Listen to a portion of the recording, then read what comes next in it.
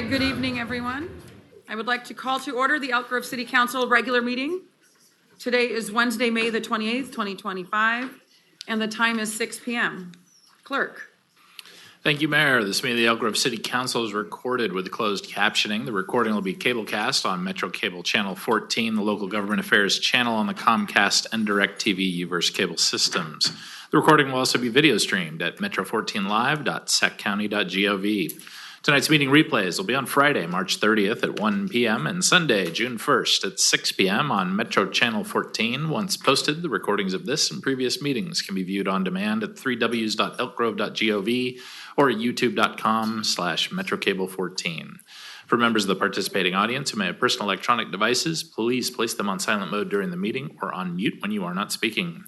Pursuant to Government Code, Section 54947. Oh, I'm sorry. I hopped my own notes. Wow. I will go back to the Elk Grove City Council welcomes, appreciates, and encourages participation in the City Council meeting. City Council requests that you limit your presentation to 3 minutes per person so that all present will have time to participate.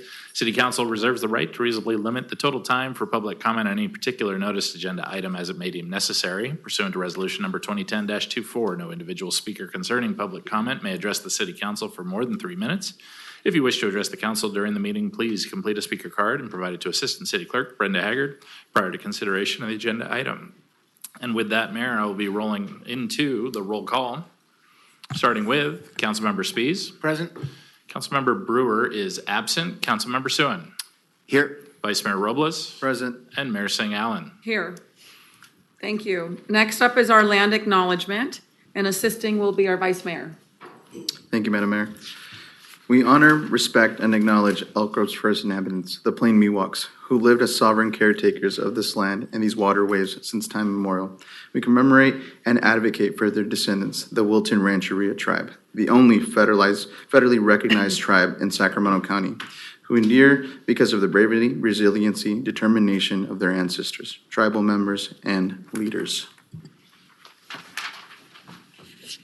All right, next up is our Pledge of Allegiance. I would like to invite up Los Rios trustee, Tammy Nelson. If you would help lead us in the pledge. This from here? That's fine.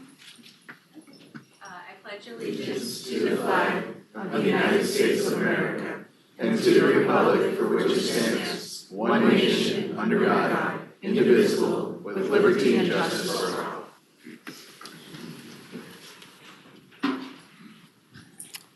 All right, next up, would you please all join us for a brief moment of silence? Thank you. Let's see. Approval of the agenda, please. Can I get a motion? So moved. Second. All those in favor, please say aye. Aye. Thank you. Next item. Under Section 3, the closed session, we have no closed session items on the regular agenda, which will take us to Section 4, our presentations and announcements. And the first item is 4.1, which is a proclamation in recognition of National Day and Month of Awareness for Missing and Murdered Indigenous People. And I'm looking out, and I do believe we have our representatives from Wilton Rancheria here to receive the item. I would like to call up Chairman Jesus Tarango, Vice Chair, and our tribal members and leaders. Please come up and join us. And our Vice Mayor will be assisting on reading the proclamation.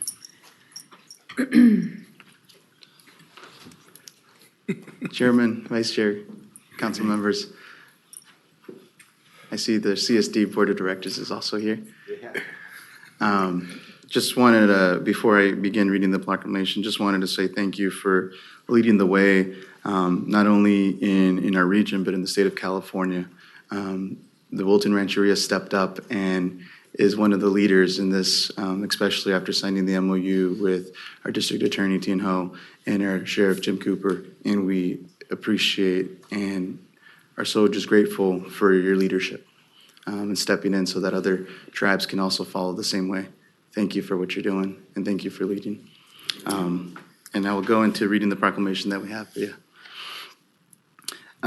May 2025 Awareness Month for Missing and Murdered Indigenous People. Whereas on May 5th, and today as well, throughout the month of May, we remember and honor and take action for the lives missing, for all the lives that are missing and murdered Indigenous people who live and have been taken on the results of ongoing crisis. For those who may be facing violence alone, the silence, intolerance, and the inaction is being challenged and ends now. And whereas the state of California has the 5th largest caseload of missing and murdered Indigenous people, MMIP, in the United States, as California is home to 109 out of 574 federally recognized tribes and holds the largest population of Native American people in the United States, whereas Indigenous women and girls are murdered at the rate nearly 10 times higher than the national average, and where 4 out of 5 have experienced violence that are targeted for murder, exploitation, abduction in the California urban, rural, and reservation populations, which is disappearing at alarming rates with very little public visibility and justice.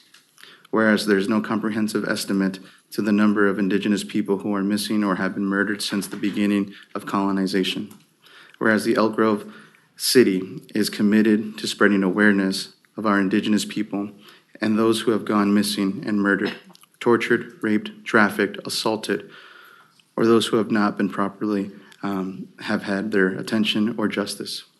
Whereas we act in solidarity with our city, state, nation, and most importantly, we stand with our local tribal communities, the Wilton Rancheria, the only federally recognized tribe in Sacramento County. And we recognize the National Day of Awareness and Action for Missing and Murdered Indigenous People, always seeking to build upon the support of our Indigenous communities to stop this epidemic and to heal within our communities and state. Whereas we must continue to bring awareness to the issue of missing and murdered Indigenous people. Only by doing so, we will increase the accountability of the system and institutions that have let these crimes go silent and bring justice to the families for the missing and murdered. Therefore, let it be resolved that the City Council of the City of Elk Grove, California, hereby proclaim May 5th, 2024, National Day of Awareness for the month of May, awareness for the missing and murdered Indigenous people in Elk Grove, California. And we urge all community members within our city and our state to keep the spirit alive and take action for all missing and murdered Indigenous related work and to end the violence that has been committed. Signed this day, the 28th of May, 2025. Wow. Tangi Como, Mayor Singh Allen, and City Council for welcoming us here today. Kaneo Yase Jesus Tarango, Tribal Chairman of Wilton Rancheria, and I'm joined here today by our Vice Chairwoman and some of our esteemed Tribal Council members and some of our citizens that we represent or that are represented in our tribal nation. And then, as Vice Mayor said, a CSD Board Director here in the back. But on behalf of the tribe, the descendants of the first stewards of this land, I would like to thank you for recognizing May as Murdered and Missing Indigenous People Awareness Month.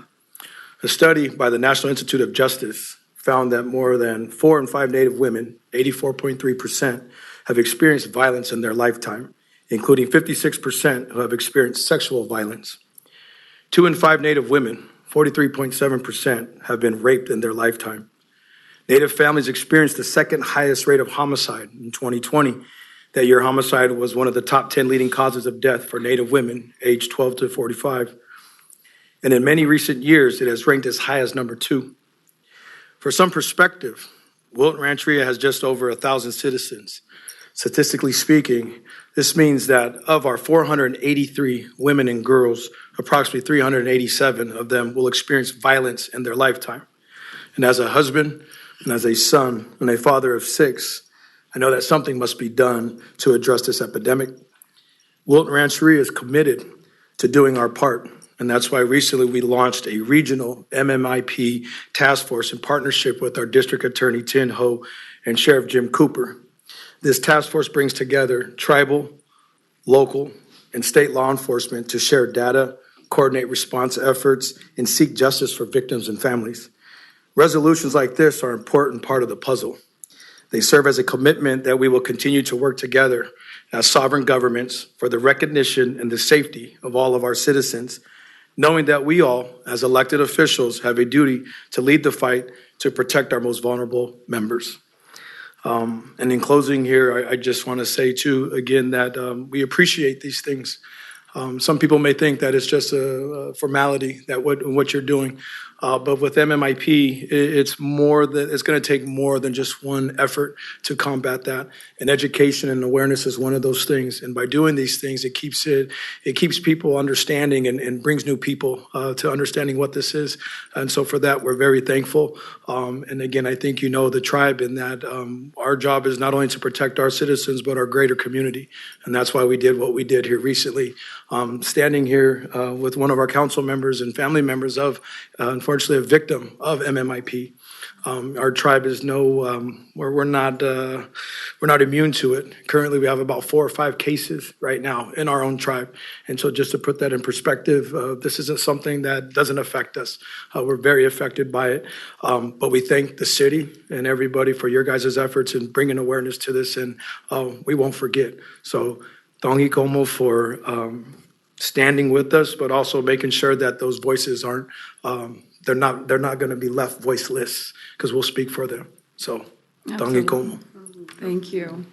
It was an honor and privilege to join you last week for that historic MOU.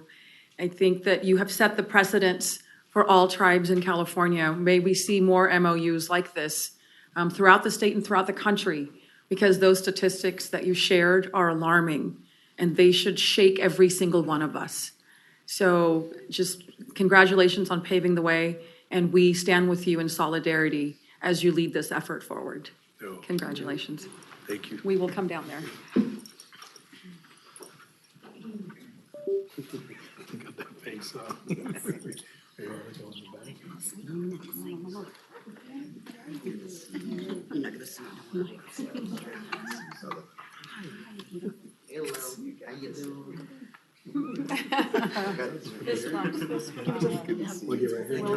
Why don't we have the, Come right here in the middle. come right there, okay. I'm gonna come right back here. All right, here we go. That's okay, that's okay. Never can have enough of those.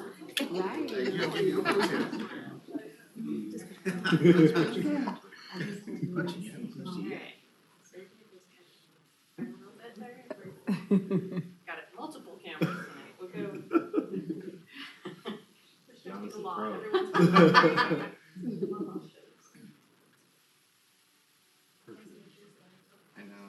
Thank you. Ready? 1, 2, 3. One more time. 1, 2, 3. Thank you. Thank you, thank you. Keep up the great work. Of course, the least. Thank you so much. We'll see you.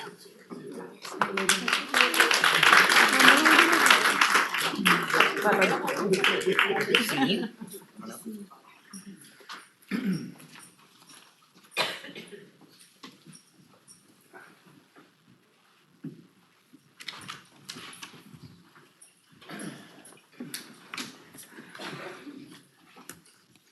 All right, next up is, let's see, our proclamation recognizing May 2025 as Jewish American Heritage Month.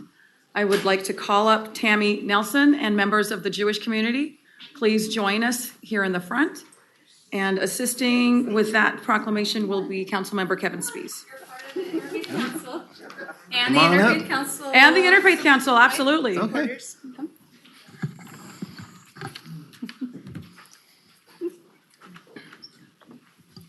I think I see a recent high school graduate in there too. Yeah. All right. Okay. Thank you for being here this evening. This is a proclamation in support of Jewish American Heritage Month. Whereas the City of Elk Grove is proud to be a diverse and inclusive community, home to residents of various faiths and backgrounds, all of whom contribute to the vibrancy and strength of our city. And whereas Jewish American Heritage Month is a time to honor and celebrate the rich and diverse history, culture, and contributions of Jewish Americans to the fabric of our nation.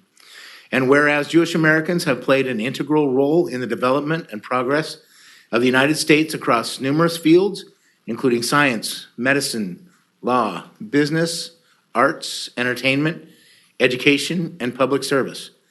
And whereas the values of justice, equality, community, and education deeply rooted in Jewish tradition have enriched our community and strengthened our commitment to these ideals.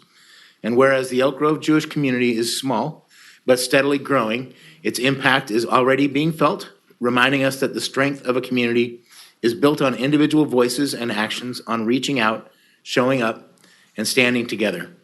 And whereas the Jewish American Heritage Month provides an opportunity to learn about the history of Jewish people in our community, to honor their achievements, and to reaffirm our commitment to combating anti-Semitism and all forms of prejudice and discrimination.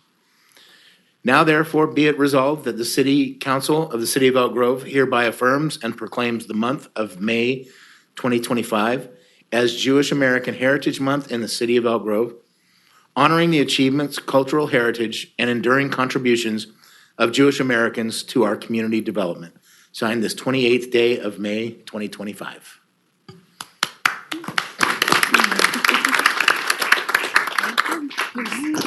Thank you for the meaningful proclamation. Really appreciate it. So as a parent of 2 students in our local public schools, as the Jewish representative on the Interfaith Council of Elk Grove, I've had the privilege of witnessing the deep commitment the city has to building bridges across communities. Through interfaith prayer vigils and public dialogue, we've worked to create spaces for healing, understanding, and meaningful connection among our diverse faith communities. I want to especially acknowledge the leadership of Mayor Singh Allen and the council members who have stood alongside at these moments, showing solidarity, fostering compassion, and helping bring together Jewish and Muslim faith leaders in shared efforts to promote mutual respect and understanding. In a time when so much can divide us, this kind of leadership brings people together. Though our Jewish community in Elk Grove is small, the city's actions like the annual Hanukkah celebrations at the Old Town Plaza have made us feel included and valued. Elk Grove continues to demonstrate that diversity is not only welcomed, but embraced. Jewish American Heritage Month is not just about honoring the past contributions of Jewish Americans, it's also about recognizing the importance of ongoing inclusion, education, and standing up for one another. Thank you again for this recognition and for being a city that truly reflects those values. And then I have Rabbi? couple words. Yeah, please, Rabbi. Yeah. Okay. My name is Chaim, but to say it correctly, you have to have the Jewish ch. So Chaim. I don't expect anyone to say it Chaim. correctly. I got it down. Chaim. So Chaim. with the throat. Yeah, exactly. As rabbi of the local Jewish community, I want to thank the City of Elk Grove for this beautiful initiative, and special shout out to Tammy for spearheading this, and you deserve the recognition. Elk Grove has shown itself to be a city where Jews feel welcome, highlighted by its co-sponsorship of, as Tammy mentioned, the Light Up Elk Grove event, the annual Hanukkah celebration at the Old Town Plaza. The Elk Grove Jewish community is warm, vibrant, and deeply rooted in tradition and culture. But today I want to share the story of one of our community members, the story of Andra Bucci. Andra was meant to be here today, but she couldn't come in the end, but I want to share her story. Andra was born in Italy in 1940. In 1944, the Nazis invaded Italy, taking her sister, and her mother to the Auschwitz death camp in Poland, where she spent 8 months witnessing the horrors of the Holocaust. Andra was 4 years old. While Andra survived, her cousin Sergio was not so lucky. Sergio was one of 20 children selected by Joseph Mengele as human subjects for medical experimentation. As the Allies closed in on Hamburg and the Nazis sought to destroy evidence of their atrocities, these 20 children, including Sergio, were taken to the basement of a school and murdered. After liberation, Andra spent 2 years in an orphanage where her family discovered her, where her parents discovered her. And Andra was one of the few people who was able to be reunited with her family after the war. And for those who want to read more about her story, she has a book available. And KCRA just recently featured a documentary. It's called Always Remember Your Name. Andra's story is one of hope and strength, but also serves as a reminder that never again means never again. Research shows that while the Jewish population in America is less than 3%, approximately 68% of religion-based hate crimes last year were against Jews. This time last week, a group of us was sitting at our weekly Torah class when we heard about the shooting in Washington, D.C., where a beautiful young couple attending a Jewish event were murdered. And there's a local component to this as well, because Danny Kleinenberg, who grew up and went to school in Elk Grove, whose parents are here with us today, was at this event. He knew the couple well. He saw the shooter. Jewish Heritage Month is a time to remember the past, but also commit ourselves to building a future rooted in mutual respect, compassion, and unity. Let us continue to create a city where diversity is celebrated and hate has no home. Thank you. Before we come down, yeah, did we have, And I just want to recognize Akram Keval, President of the Interfaith Council. thank you. Thank you. And thank you, Rabbi, for sharing that powerful story of what happened just last week. And it is our responsibility to never forget and to always stand in solidarity. We stand in solidarity with you. We reject all hate crimes, all hate. This is a city that is welcome to all, and I know that anti-Semitism is on the rise. And I just wanted you to know that your city loves you and supports you and stands with you today and always. Thank you. Thank you. Let's come down.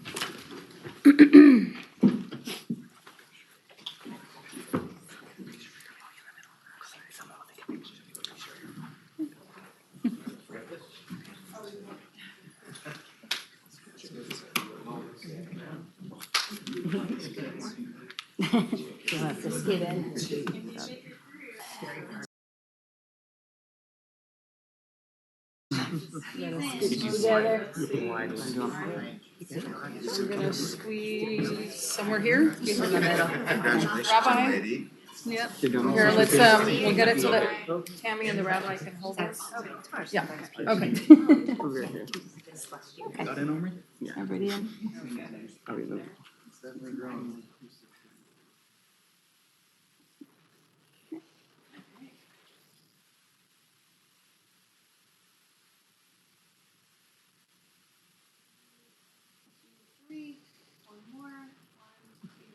One more phone.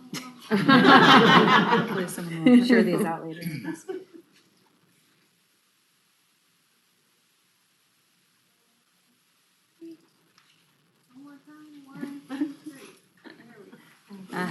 Thank you. Thank you. Thank you so much. Mwah. Proud of you. Congrats again, your family. Hello, brother. How are you? Yes. Very See you. Thank you. Congratulations. Thank you. Proud of you. Thank you. Good. How are you? Good. I'm good. See you.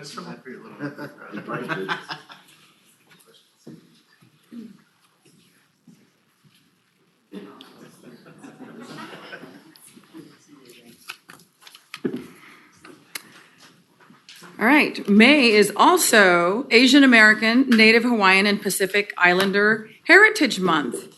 At this time, I would like to call up Gita Pandia Bunyo to the floor as I read just literally a snapshot of all of the amazing things that this woman does. So whereas Asian American, Native Hawaiian, and Pacific Islander encompasses many ethnic groups with diverse backgrounds, histories, languages, and cultures, the AANHPI Heritage Month celebrates the collective accomplishments of these communities.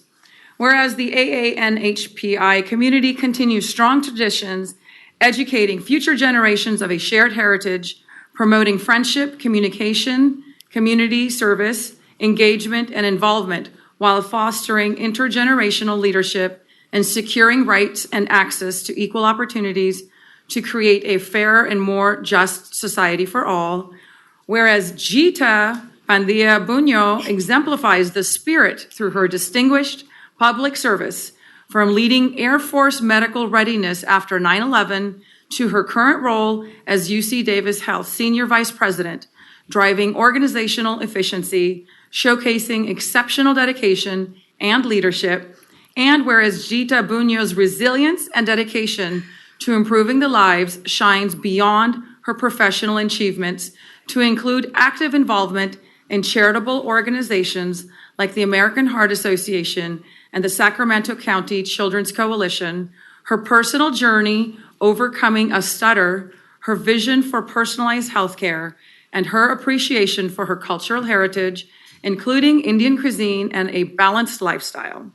Now therefore be it resolved that the City Council of the City of Elk Grove hereby affirms and proclaims May 2025 as Asian American, Native Hawaiian, and Pacific Islander Heritage Month in the City of Elk Grove and recognizes Jita for her outstanding contributions, unwavering dedication, inspiring journey, and commitment to uplifting her community, signed today by the entire City Council. Congratulations. Thank you. Thank you.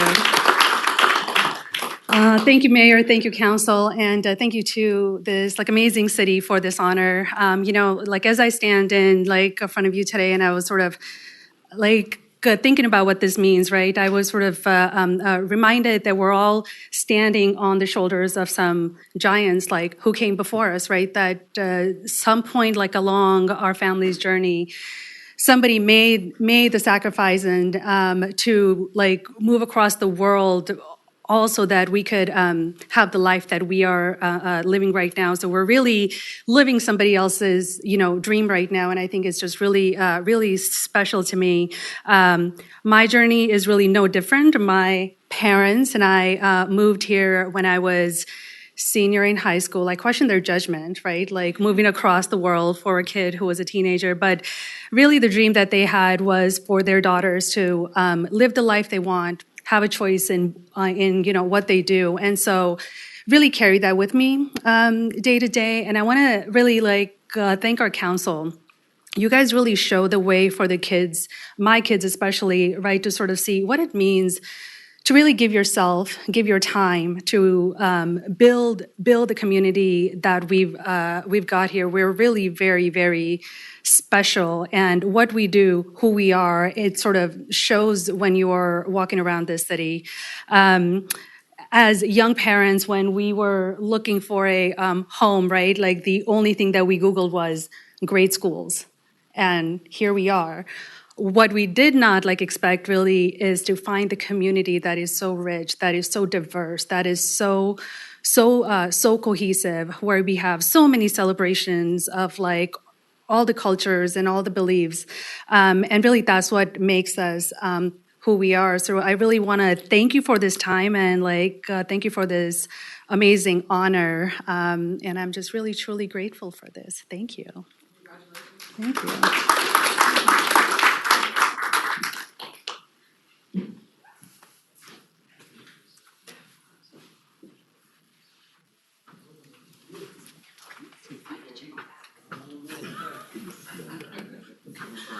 Man, look at her. I'll take that. Hey, there he is. Bring the family up. Come on, everyone. So shy. Auntie. I know, Auntie. I like your essential soul. Auntie, हमारे साथ आ जाओ. हमारे साथ बीच में आ जाओ. कबाब में हड्डी की तरह.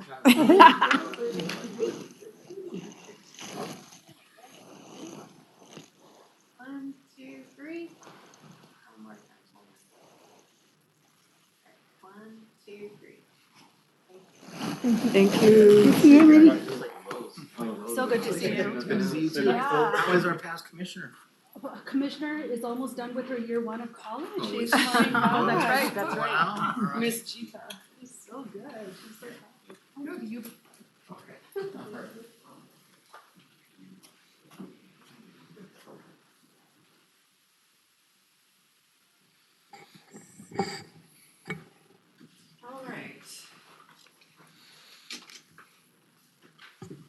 Next is our proclamation recognizing May 2025 is also the Affordable Housing Month, and assisting will be Councilmember Darren Soon. Thank you, Madam Mayor. Can I have representatives from the Sacramento Housing Alliance please come down? Oh, there you are. Good to see you. Well, continuing with our theme here tonight, raising awareness about various things. Shelter is a basic human need, and so it's our honor to proclaim Affordable Housing Month this month. Whereas access to quality, affordable housing is fundamental to creating healthy, safe, sustainable, and racially equitable communities in the city of Elk Grove and across the region. And whereas rising housing costs have displaced longtime residents, forced families into overcrowded conditions, and contributed to homelessness, threatening the racial and economic diversity of the city of Elk Grove.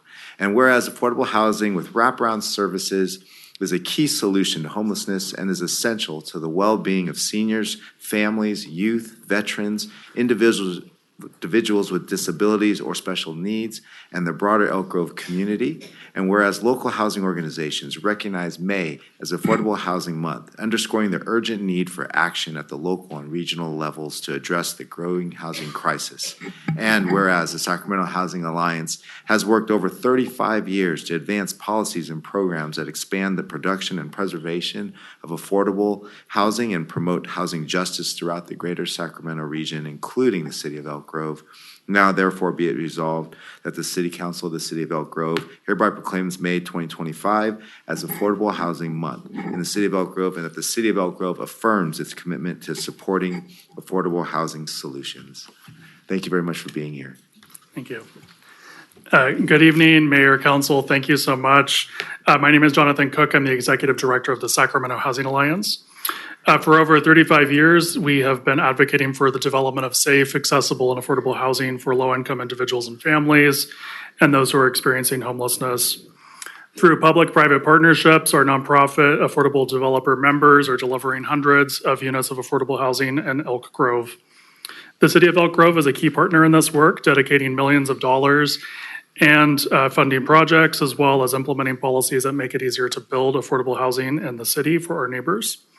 Affordable Housing Month is a time to reflect, imagine, and act on a future where everyone has an affordable place to call home.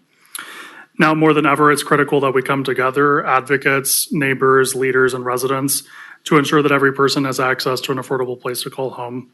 While we take time to celebrate the success of our past efforts, we know that much work still lies ahead. The housing crisis demands bold solutions and collective action that matches the scale of this challenge. Thank you for standing with us, because when we fight together for housing justice, we're not just building homes, we're building hope for a better future. And I also extend warm wishes and greetings from one of our board members, April Ludwig, who is an Elk Grove resident, as well as CEO of Hope Cooperative. And I'm joined by Nicole Restmeyer, also an Elk Grove resident and member of our board of directors, who also would like to share a few more remarks. Yes, just quickly, because I know you have a very long agenda to get to. I really appreciate the proclamation. I'm actually a District 1 resident, so I appreciate the the reading of the proclamation by my council member. And I think, echoing the comments that Jonathan made, we know affordable, safe, stable housing is foundational to everybody in our community, and we need to make sure that everything that we're doing is furthering that goal. And so I just really appreciate the dedication. So thank you. Thank you.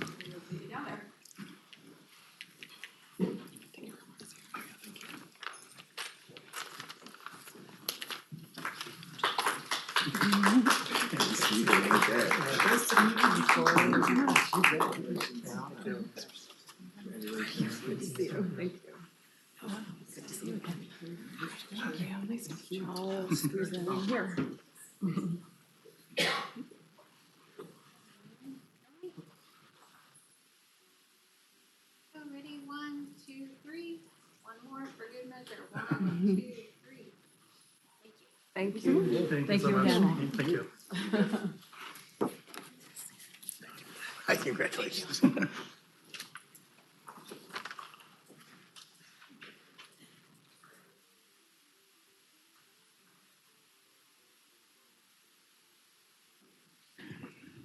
All right, next up, let's see, we have a presentation by the Sacramento-Yolo Mosquito and Vector Control District.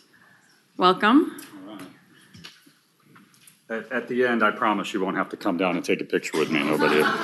Nobody ever wants to take a picture of the mosquito guy. So, my name's Gary Goodman. I'm the district manager for Sacramento-Yolo Mosquito Vector Control, and we cover essentially vector control for all of Sacramento and Yolo County. Our office is right here off of Bond Road in Elk Grove. If you ever get a chance and want to come by, we'll be more than happy to put you in the cage with all of the mosquitoes and see how many bite you. We have quite a few. Our job is to try to protect public health, both from the abundance of mosquitoes, make sure that people, especially now as the weather's starting to turn, they want to go enjoy their backyards, making sure that they're not being bothered by mosquitoes, but of course then obviously the concern associated with vector-borne disease and the diseases that mosquitoes can carry and transmit. Specifically in our area, West Nile virus is our most prevalent one. However, in California, just in the last few years, we've actually had local cases of dengue that have started to happen in Southern California. And that is a big concern for us moving forward, just because we've never had dengue in California, local transmission of dengue in over 50 years. And so the fact that it's reemerging and some of these diseases are starting to become a bit more prevalent here in the United States is a concern, and something that we want to make sure that the people are aware of and the precautions that they can potentially take to help prevent that. So obviously with this, the amount of rain that we've had, we've filled up some sources of water. There's a lot of agricultural areas out there that breed mosquitoes, but also mosquitoes breed in people's backyards. Anything that can hold water for about a week or so has the potential to breed mosquitoes. This warm weather that's coming through definitely tends to amplify and speed up the growth of mosquitoes. Mosquitoes lay their eggs in standing water. They then go through larval stages, emerge as adults. And one female mosquito can lay anywhere from 150 to 250 eggs at a time. So you can see how one mosquito can really have a significant impact on an entire neighborhood. So we look for a number of different sources, agricultural areas. In Sacramento County, we have a lot of rice fields, we have a lot of wetlands. All of those are very close to our population centers right across I-5. We have Stone Lakes National Wildlife Refuge. We do a lot of work out there, and clearly there are mosquitoes that can travel from that refuge into the city of Elk Grove. And so that's a concern for us. What we ask for the general public, go around your yard once a week, just take a look for anything that might be holding water, dump that out. And then obviously if you're being bothered by mosquitoes, give us a call. Let us know. We typically have somebody that will come out either same day or within the next day to be able to try to take care of your specific issue.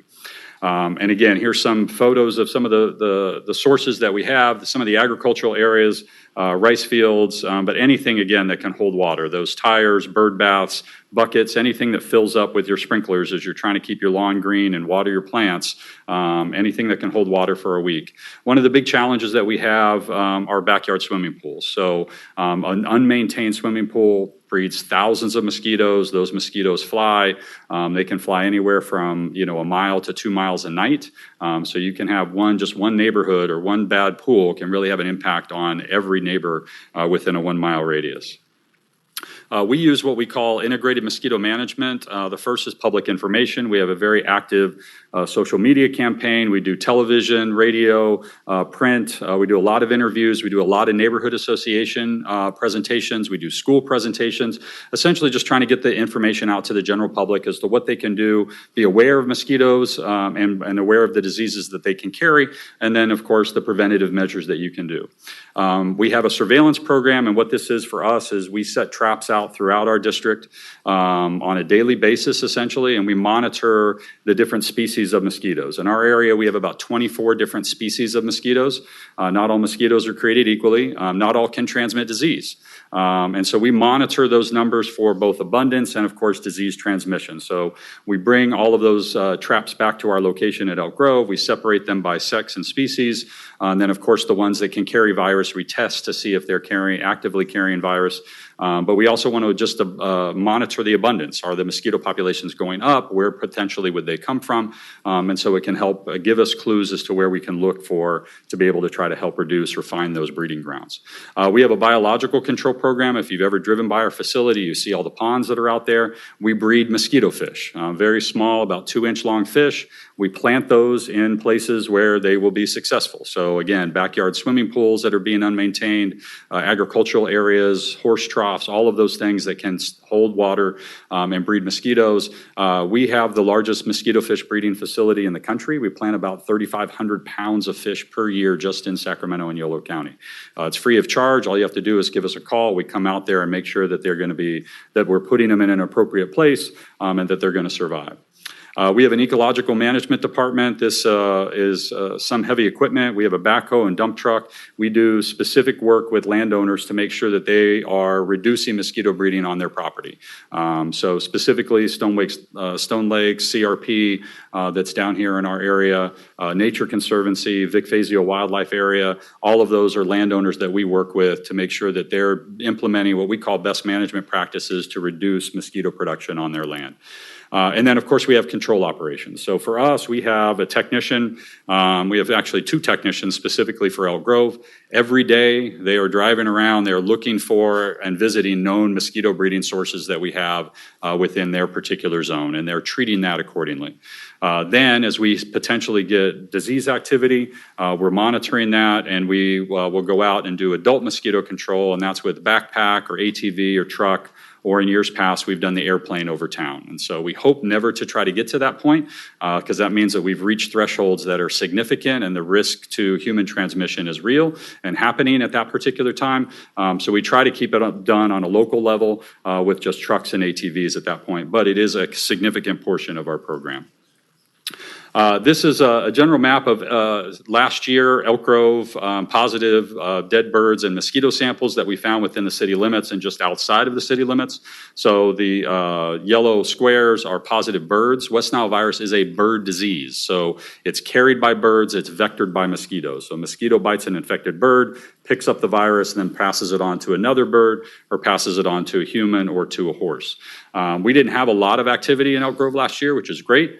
Just north, a little bit more activity, and so we're hoping that we'll have a similar type of year just because we've had a similar kind of weather year this year as compared to last year. One thing I do want to try to highlight, last year in the state of California, there were 129 human cases that were reported of West Nile, essentially West Nile disease or West Nile fever. But the majority of these are actually very serious neuroinvasive form of the disease, because the general symptoms for West Nile fever are flu-like symptoms. You don't feel so good, you run down, you stay at home, you drink orange juice, you watch TV, you sleep till noon, you start to recover and you get better and you go back to work. So those symptoms can last anywhere from a few days to a week. Some can last for months. However, a lot of people never even go to the doctor and get that diagnosed. So they never even knew that they had West Nile.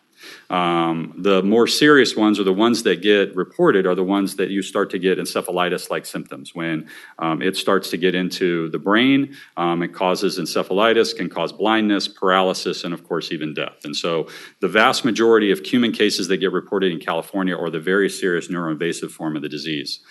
And in that, CDC estimates that for every neuroinvasive form of the disease, there's anywhere from 30 to 70 other infections that are occurring that just go undiagnosed. So really, you've got thousands of people that are getting sick from West Nile on an annual basis, and it's something that we want to make sure that people are aware of so that they can take appropriate precautions.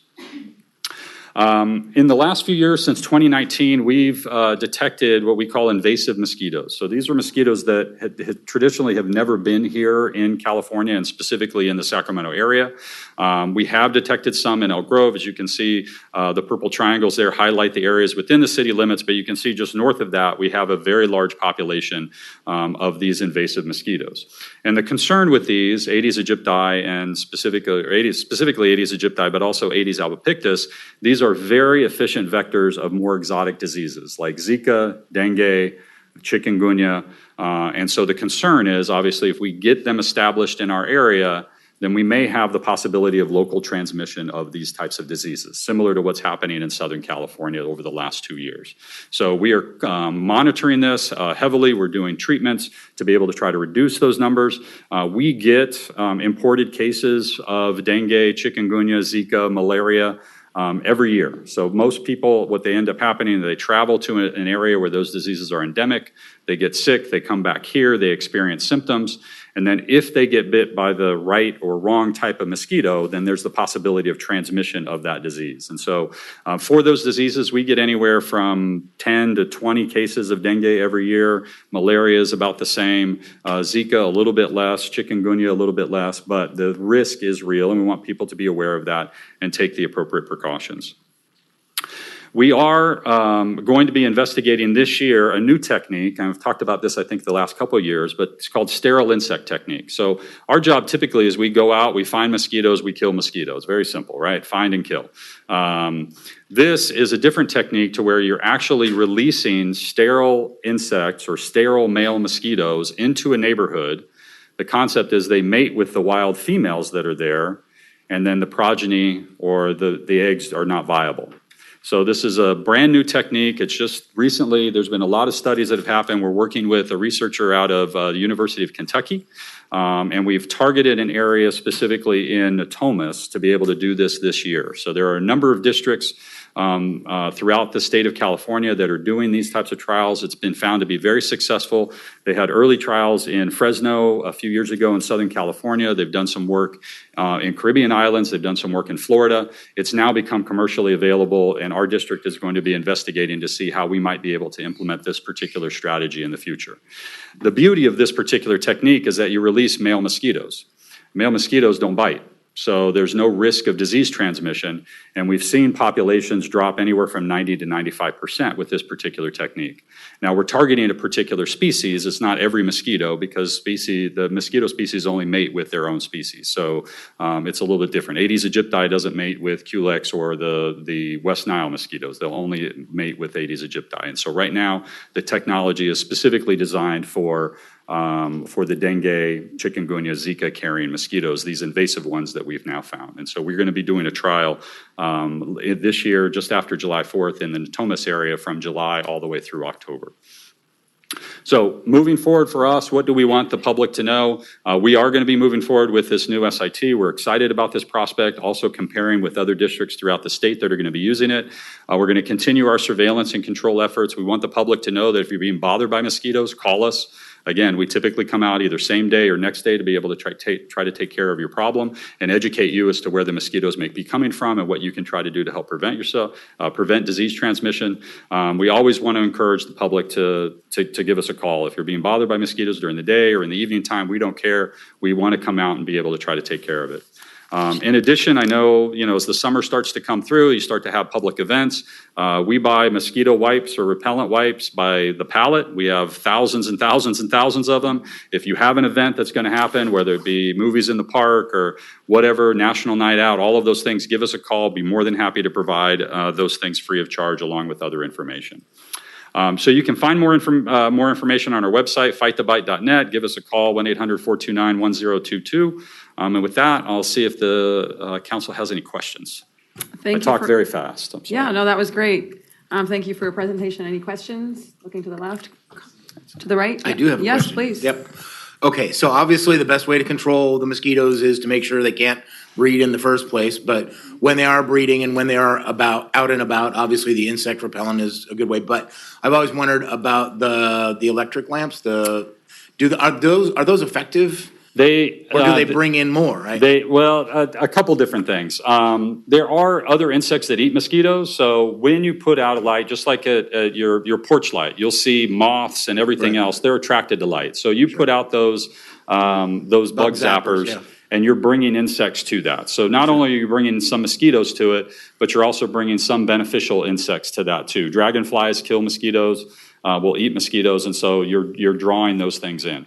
You're also drawing them to you, right? So if you're going to use it, I would recommend it on the outside of your property or give it to Rod. He can have it in his yard, right? You can bring him over there. He lives too far away from me. Yeah, he lives too far away. Fair enough. Fine. Give it to your neighbor. I'll put it by his chair. So yes, they can work, but we tend to say, call us. We'll find where the mosquitoes are breeding from, put on a good repellent, but they can be effective in killing insects, absolutely.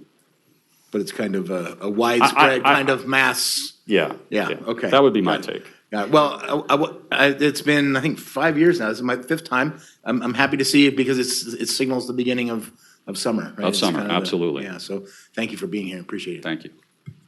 Yeah, go ahead. So dead birds. So you have it in your front yard, and you call the number. Do we get a live voice or do we get a recorded voice? And if you have a dead bird on the weekend, is it good to hold on to it till the following business day or Monday So someone could come out and take the bird so they can analyze it to make sure that it was infected with the West Nile virus or not? Absolutely. We'd love to get the bird. We test it on site. So if you find a dead bird on your property, give us a call. You typically, if you call us directly, we'll send it in. There is a 800 number, 1-800-WNV bird, West Nile virus bird. It's run, actually the program's run by the state of California.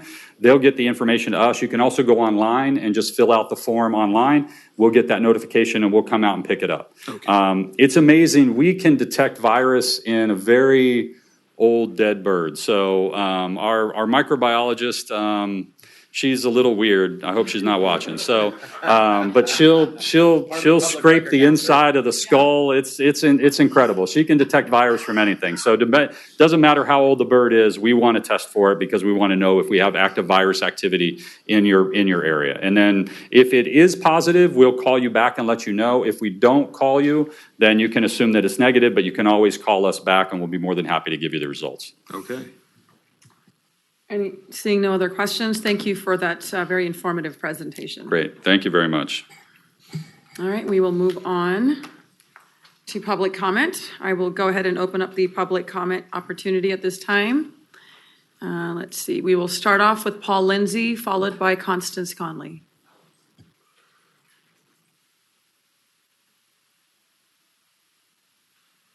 Good evening. Happy occasion for me tonight. I want to thank the City Council for their generous donation to the Friends of the Sacramento Public Library on Big Day of Giving. You may not know, but the funds we raise on Big Day of Giving go towards two programs, Book First and Summer Reading. Both of those are aimed at getting books to first graders as their own books. It gives them a sense of possession, and it sets them on, hopefully, a course of reading and literacy. This year, we're looking at 14,000 books for first graders in 170 local schools, equating to 550 classrooms. I can't tell you the joy that those children have when they get their books. I've seen it firsthand, and it just always amazes me. And I'll leave you with a quote from a principal in Sacramento County who said that first reading changes children more than anything else in life. I firmly believe that, and I want to say again, thank you very much. Thank you, Mr. Lindsay. Next up is Constance Conley, followed by Lynn Wheat.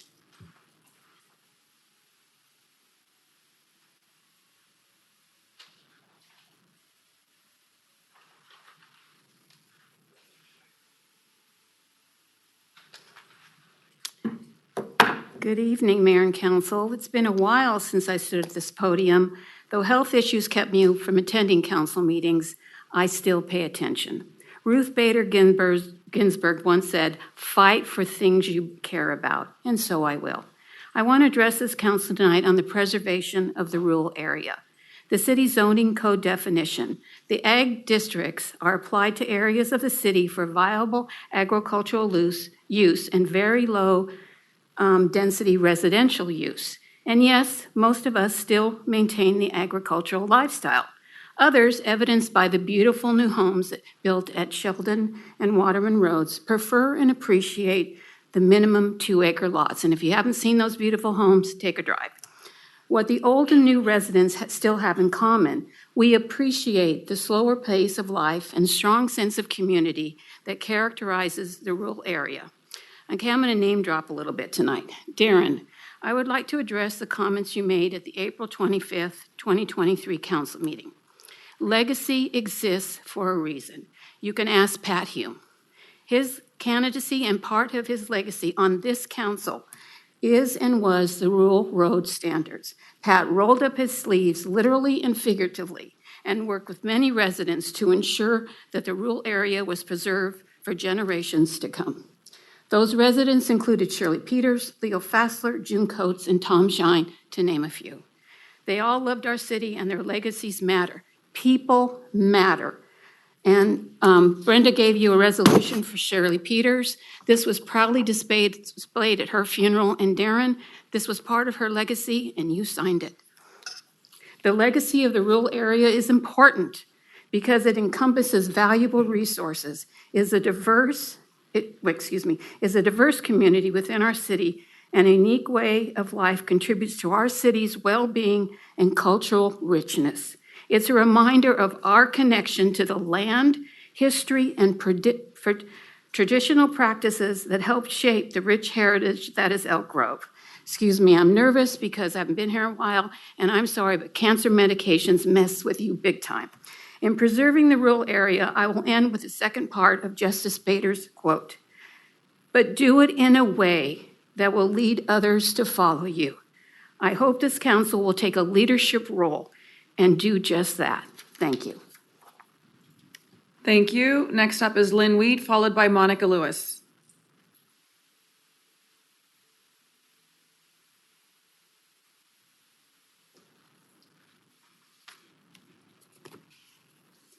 Good evening.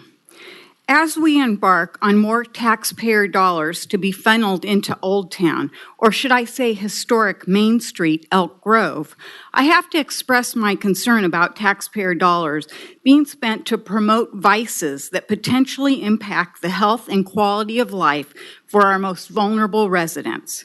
First, we have a mayor who has accepted political contributions from the cigarette lobby, and we all know the health hazards of smoking and breathing secondhand smoke in public places. Then our city leadership courts a gambling casino that draws the criminal element and potential addictive gambling behavior, which impacts families in our city. Then taxpayer dollars are being used to promote alcohol consumption and encourage overindulgence, which, as you know, can have embarrassing or worse, deadly consequences. About a year and a half ago, the mayor boasted that Old Town was going to be the next gas lamp district. I'm not sure whether she saw an advanced draft of the Old Town SPA, but this secret plan seems to have started under the radar. Behind the scenes, real estate investment booms according to the county tax assessor records, and I suspect the city's refusal to approve the Oak Grove project. The Old Town residents have thanked the mayor for, quote, saving Old Town, but when the secret plan is finally released and creates the gas lamp district as the mayor has described, then those same residents will realize they have been duped in the name of economic development. And as I suspect, the plan includes the establishment of an entertainment zone as permitted by Senate Bill 969. Then patrons can carry their drinks onto the street and smoke their cigarettes until the wee hours of the night, just like San Diego. As a taxpayer and licensed healthcare professional, I am thoroughly disappointed that your policies and decisions would promote vices harmful to our children and families. Thank you. Next up is Monica Lewis, and that's our final public comment, unless someone submits a slip.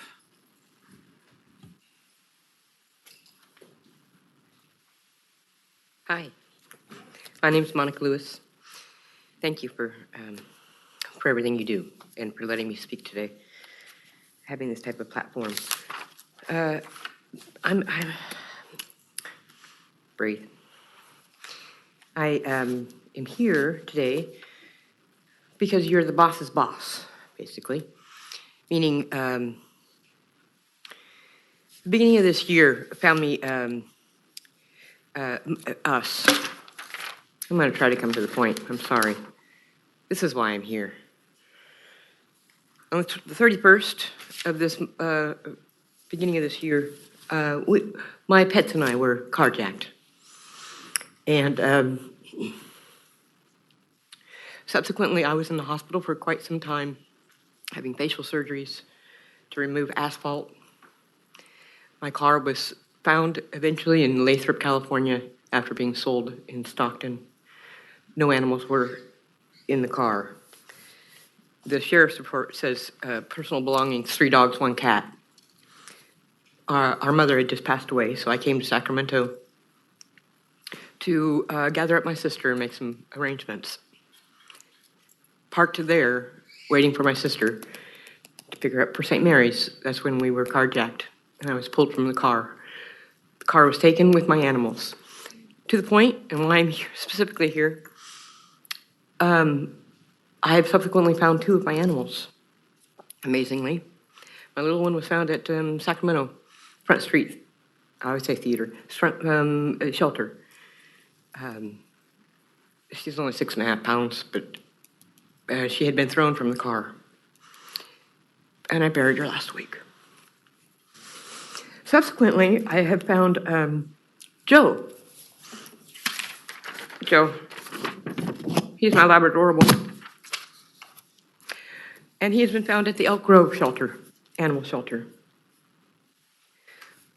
Since early March, I've been told to go to the police department for a release of information form, request form, so that the shelter can give me the information on where Joe is. I've been to the police department. They said there's no form. There's no, although under the business card, it says the shelter's under the police department. The police department is under you. So I'm asking for your advice. What do I need to do to find my dog and get him back? I found him. He was at the shelter. He was subsequently placed at a rescue. We were victims. All of us were victims. He's my family. And he's all I have left. He's 12. He's been with me for 11 years. And he's my co-pilot. So I'm asking, please. Ma'am, I'm going to direct you to our police department. And if you don't get a resolution, please contact me. I'm going to leave this for you. And yeah, my email, my cell is all publicly available. Please contact me, but I believe you should be able to get resolution. Thank you for your time. I appreciate it very much. Yes. Sorry, Ted. I understand. If you'll meet Captain Vina at the back here. There, Captain Vina's in the back. Everybody. Thank you. Good luck. Whew, okay, that is our final speaker, so I will go ahead and close the public comment opportunity and move on to our next item, our city manager's report. Good evening, Madam Mayor, Vice Mayor, members of the City Council. Jason Behrman, your city manager. Several items to report on this evening. First of all, recruitment has started to fill 6 vacancies on the Elk Grove Youth Commission. Applications will be accepted through Wednesday, June 18th. More information is available on our website. Beginning June 17th, the city's homeless navigators are introducing new weekly office hours every Tuesday from 2 to 3 p.m. at the Elk Grove Library on 8900 Elk Grove Boulevard. Anyone can stop by. Staff will be there to answer questions and provide information about available resources, meet the team, learn what the city is doing to support our unhoused residents. More information, contact our homelessness hotline at 916-588-0304. City Hall will once again fly the Progress Pride flag during the month of June to reflect the city's ongoing commitment to being a city welcome to all. Join us for a special flag raising ceremony next Monday, June 2nd at 10 a.m. in front of City Hall, right across the street. We're bringing an outdoor roller rink to historic Main Street for a party on the plaza next Friday, June 6th from 4 to 8 p.m. This is a free event for all ages. Guests must bring their own socks, but all other equipment is provided. Adopt a Pet Day is coming up. If you're looking to add a furry friend to your family, Saturday, June 7th is California Adopt a Pet Day.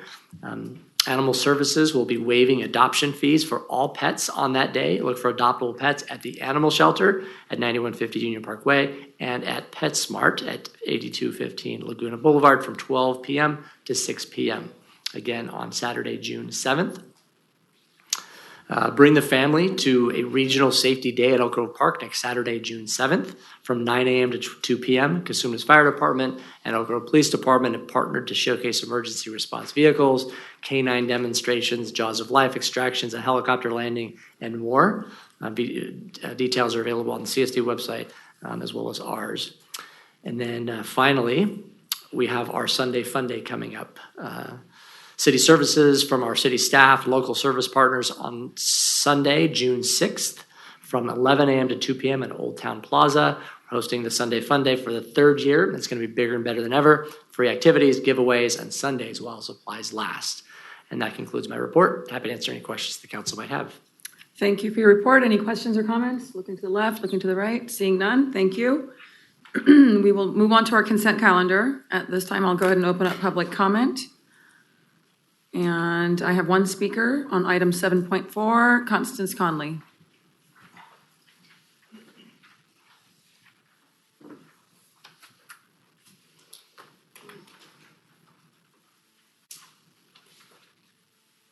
I need to make the most of it since I drove down here. I'm in favor of approving a 7.4, so pleased that we'll be able to pay our bills in the future. And Kevin, we haven't interacted in years, but I have to say your moral compass points true north. With the remainder of my time, I have something else I would like to address. I guess my theme tonight is quoting Judges. From Judge Judy, you've heard the saying, you don't have to kill the messenger because of the message. Conversely, you shouldn't kill the message because of the messenger. Since incorporation almost 25 years ago, one very engaged citizen who has come up with so many good ideas, too numerous to count, for our city and our citizens is Lynn Wheat. Yet time and time again, Lynn has been turned away. I know the feeling, but again, we fight for things we care about. One example, the City of Elk Grove Youth Commission, and funny, Jason, you should bring it up. No less than 4 times I stood at this podium trying to get the proposal I wrote agendize. Only one council member saw the value in the message, and that was Jim Cooper. And here's the thing, this messenger at the time wasn't on Jim's Christmas card list. Jim believed in the core idea and the desired impact of the message for our youth of our city to be engaged in their local government. After the last try, Jim came up to me and said, I tried, Connie. I responded, it's okay, Jim. Next year is an election year. We will elect 2 new council members. Maybe they will see the value in the city having a youth commission. And guess what? Gary and Pat did. So maybe next time when the message is valuable for the betterment of our city and our citizens, you will focus on the content of the message rather than the person delivering it. Case in point, along with the city's youth commission, the street racing ordinance, from which the education component, written by Pat Hume, won the City of Elk Grove's Helen Putnam Award, the highest award given by the League of California Cities, and it is proudly displayed out there. And I'll tell you this, Elk Grove won that award after 4 years of being a city. There are cities that are 400 years old that have never won that award, but our city won it after 4 years because we cared about the youth of our city not getting killed. So I would hope in the future, when we come up with some good ideas, you'll give us a chance. Thank you. Thank you. I'm going to go ahead and close public comments. And before I take a motion, I want to read an announcement. On tonight's consent agenda, there is a generous bequest for the animal shelter from Walter Gerard Hart in the amount of $153,000. We wish to express our deepest thanks for his gift and want to share a little bit of information about Mr. Hart. Walter Gerard Hart, known to his friends as Jerry, passed away on December 22nd, 2024, at the age of 83. Born in Pennsylvania, Jerry grew up in the Midwest and California, served as an intelligence officer in Germany in the 1960s, and later became part of California's emerging computer industry. After retiring, he lived in South Carolina, Arizona, and finally Elk Grove, where he often spoke of adopting another Dachshund like his beloved Abercrombie, but never did, always concerned about what would happen to the dog if he passed first. Jerry's generous donation to the Elk Grove Animal Shelter reflects his lifelong love for dogs and his deep desire to help them find the companionship he so cherished. A memorial plaque will be placed on the wall at the animal shelter in recognition of his tremendous gift to our city. So if we can just recognize that, quite generous. Thank you. So with that, I will go ahead and look for a motion to approve the consent calendar. So moved. Second your comments, Madam Mayor. That's great. Very, very generous of Mr. Hart. Thank you. right, we have a motion and a second. All those in favor, please say aye. Aye. Thank you. Next up is item 8.1. 8.1 is a public hearing to consider resolution confirming the Laguna West Service Area Fiscal Year 25-26 Annual Report and ordering the levy for what was formerly County Service Number Area 5 for the upcoming fiscal year. Good evening, Madam Mayor, Vice Mayor, and council members. I am Cindy Tiffany, and I'm a finance and budget analyst for the city, and I'm here to present the Laguna West Service Area Service Charge Levies for the fiscal year 2025-26.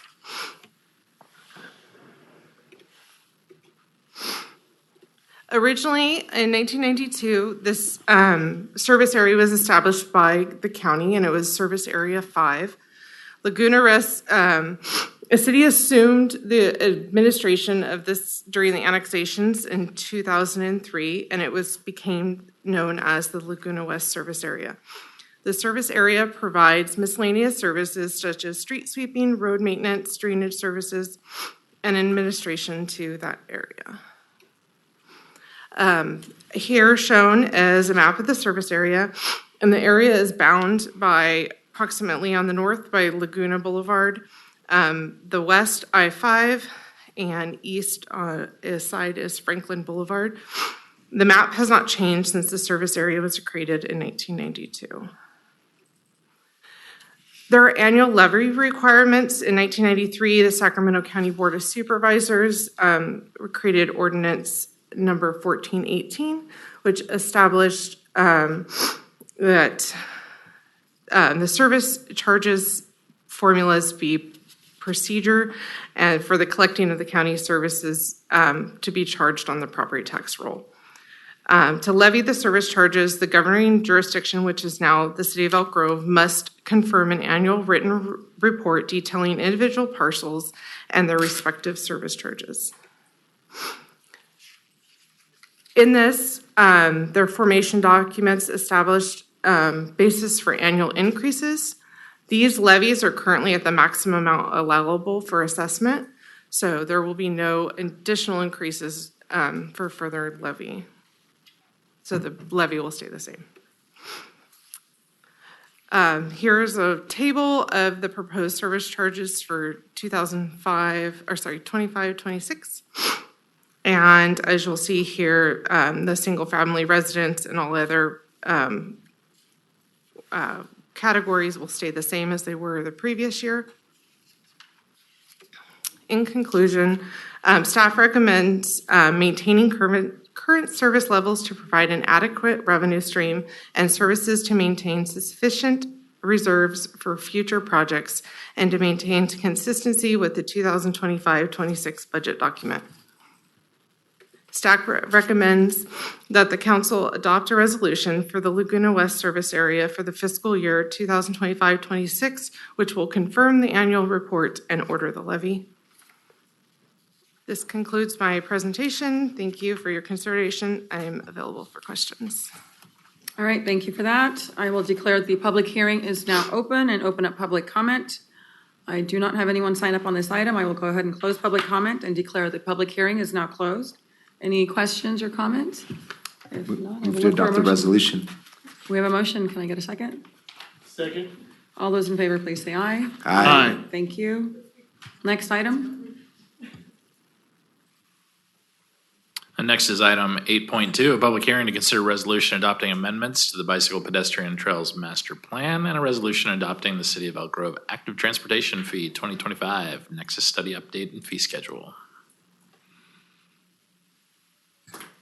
All right. Good evening, Mayor St. Allen and members of the council. I am Kara Taylor Seaman, and I'm here this evening to present the public hearing to consider amendments to our Bicycle, Pedestrian, and Trails Master Plan, as well as to update the city's active transportation fee study Nexus. Staff worked with our consultants, GHD, to complete these updates, and I do want to acknowledge and welcome Rosanna Southern, who has joined us here tonight. Thank you, Rosanna. As an overview, we're going to talk about the master plan, BPTMP. Other people can say that quickly, but I cannot. And then talk about some background for the development impact fees and the active transportation fee specifically, as well as the update to the program. Some background for the BPTMP program. The Bicycle, Pedestrian, and Trails Master Plan provides recommendations for infrastructure improvements, policies, and programs that improve walking and biking throughout Elk Grove. The current plan was adopted in 2021 and it requires periodic updates in order to keep up with the projects that are going on in the city. This item includes 2 amendments to the program. The first one is a new improvement type. This will add a Class 1 concrete trail to the program. This type of improvement would be installed at trail undercrossings at major roads throughout the city. Concrete is more durable than asphalt, which is why it's being added. It requires less frequent maintenance, which is important for areas that are difficult to reach, particularly undercrossings.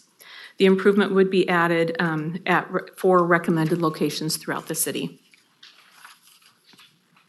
And then the second improvement is the use of bollards. In addition to mapping changes, staff has been working on changes to the general design of access points onto trails and bikeways in an effort to make them more user-friendly and inviting. The current typical design standard calls for metal post bollards. These are intended to prevent unauthorized vehicles from entering the trail. The bollards they fold over, allowing maintenance staff to access that area for maintenance. However, the bollards can be broken or left in the down position, and that creates a hazard for trail users. The use of the bollards can also limit access for some users, for example, those with bike trailers. Staff recommendation is to amend the program to allow more flexibility in designing entries to the trails and bikeways without allowing the use, or without requiring, the use of bollards. So going on to the impact fees, the city does have a number of impact fees that it sponsors. It's all governed by Government Code Section 66000, and it allows public agencies to impose these fees as a condition of approval for new development. There's required to be some kind of reasonable relationship between the fee and the impacts of new development. These are all charged as one-time fees for new development, both to residential and non-residential projects. The city sponsors several programs which fund projects such as roadway, trails, parks, drainage, just to name a few. The active transportation fee program, this is the funding mechanism that supports the Bike, Pedestrian, Trails Master Plan. See, I still can't say it quickly.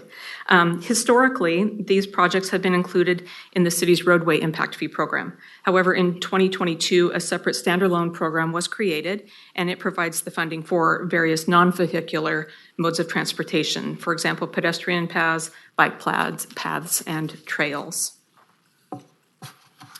The update to the program includes recommendation for 5 new trail segments throughout the city.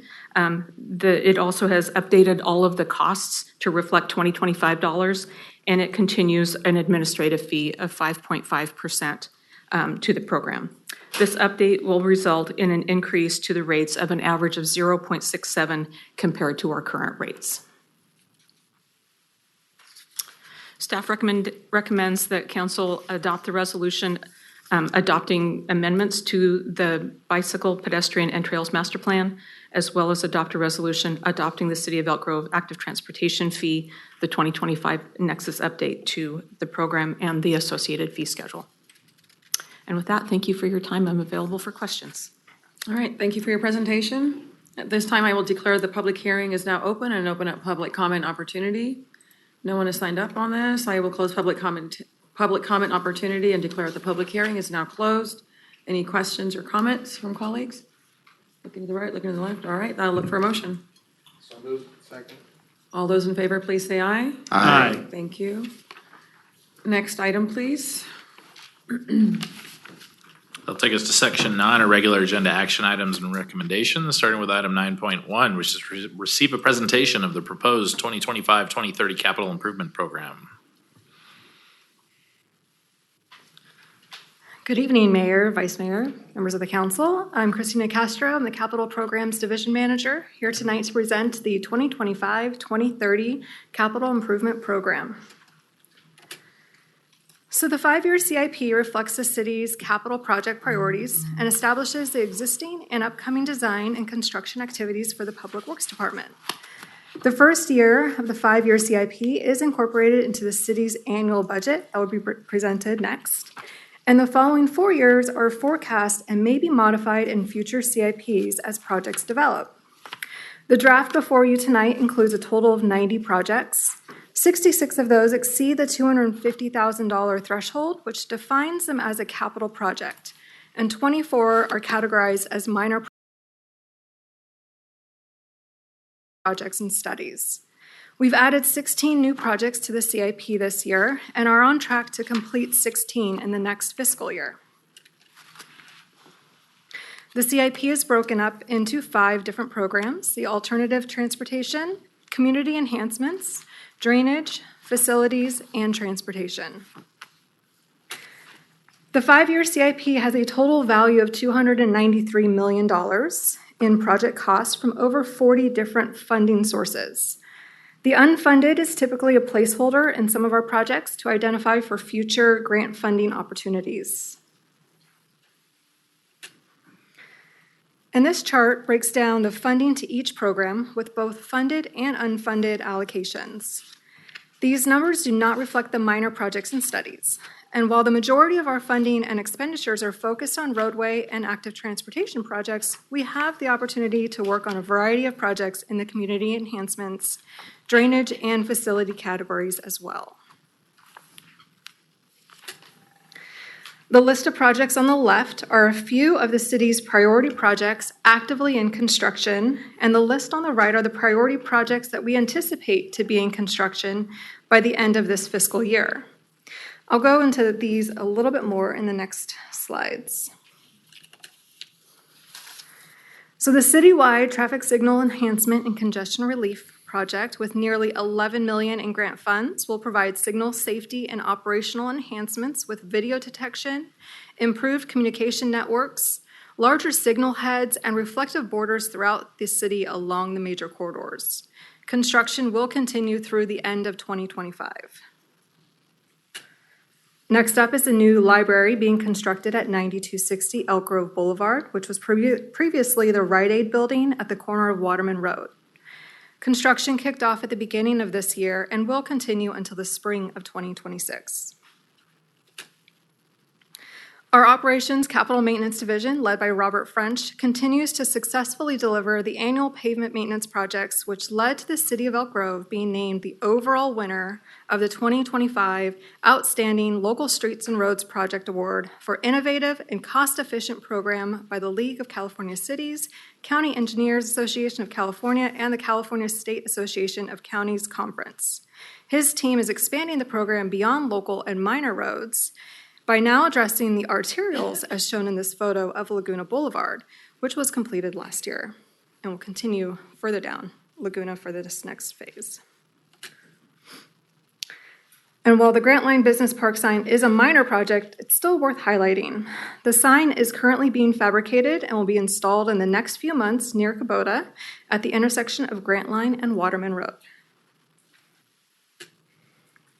And the Laguna Creek Trail, West Stockton Boulevard, Multimodal Improvement and Elk Grove Trail Gap Closure Project, 2 projects combined, is actively in construction. The trail connection from Laguna Springs Drive to the Conejo Park just a few blocks away. And the Laguna Creek Trail and Bruceville Road Sidewalk Improvement Project north of Bighorn Boulevard will create a connection with nearly a mile of new trail segments. Construction is anticipated in early 2026. Phase 2 of the Elk Grove Boulevard Streetscape Project with the Underground Utility District has been a challenging design to date, but we are looking forward to seeing this project go into construction this fiscal year, just in time to improve walkability to our new library. And a new half-mile trail segment along with 2 pedestrian bridges will be constructed on the east side of Highway 99 along Laguna Creek to connect the trail through the Camden community to the future pedestrian overcrossing. This is the first phase prior to the pedestrian overcrossing, which I'll get to next. So The following list includes City Council priority projects that continue to advance but are not quite ready for construction this next fiscal year. First up is the Laguna Creek Trail crossing at State Route 99, which has over $10.5 million in grant funding to construct a Class 1 pedestrian overcrossing facility. The environmental phase is wrapping up, and we will soon begin the right-of-way and final design with construction in the following fiscal year. Another priority segment along Laguna Creek Trail is a pedestrian undercrossing at Waterman Road, just south of Bond Road. A grant was awarded for the design, which is kicking off this summer. A grant application will be submitted next month to fund a major phase of the construction to connect to the existing trail on the west and to Bond Road sidewalk on the east. And with the addition of Measure E funds and the work completed by the 10 interns from the Environmental Engineering and Planning Internship and Charette's group, we will advance the Old Fish Hatchery site restoration project through the planning and environmental phase. And Consumnes Community Service District is advancing the design of the 9.65-acre Mendez Ranch Park located on the north side of Shed Sea and west of Bighorn Boulevard, with construction anticipated next fiscal year. The second park that CCSD is advancing in design is the 1-acre park east of Bighorn between Whitelock Parkway and Poppy Ridge. Previously referred to as Sun Grove Park and recently named Coyote Oaks Park, this park is also anticipated to be in construction next fiscal year. Whitelock Parkway State Route 99 interchange project is continuing through the project approval and environmental document phase. We do anticipate this process will continue over the next 2 years, moving into right-of-way and ultimately final design. Camera Road's 2-lane extension from I-5 to Bruceville Road is advancing to the 65% design, and the right-of-way acquisition activities will continue to progress this year.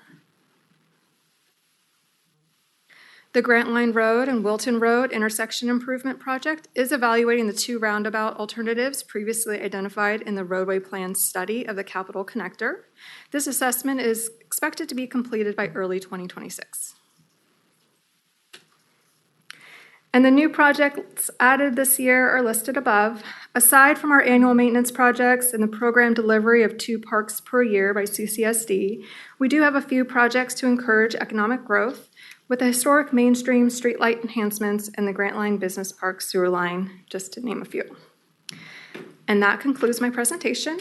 Looking forward to another exciting and productive year. I'm open to any questions.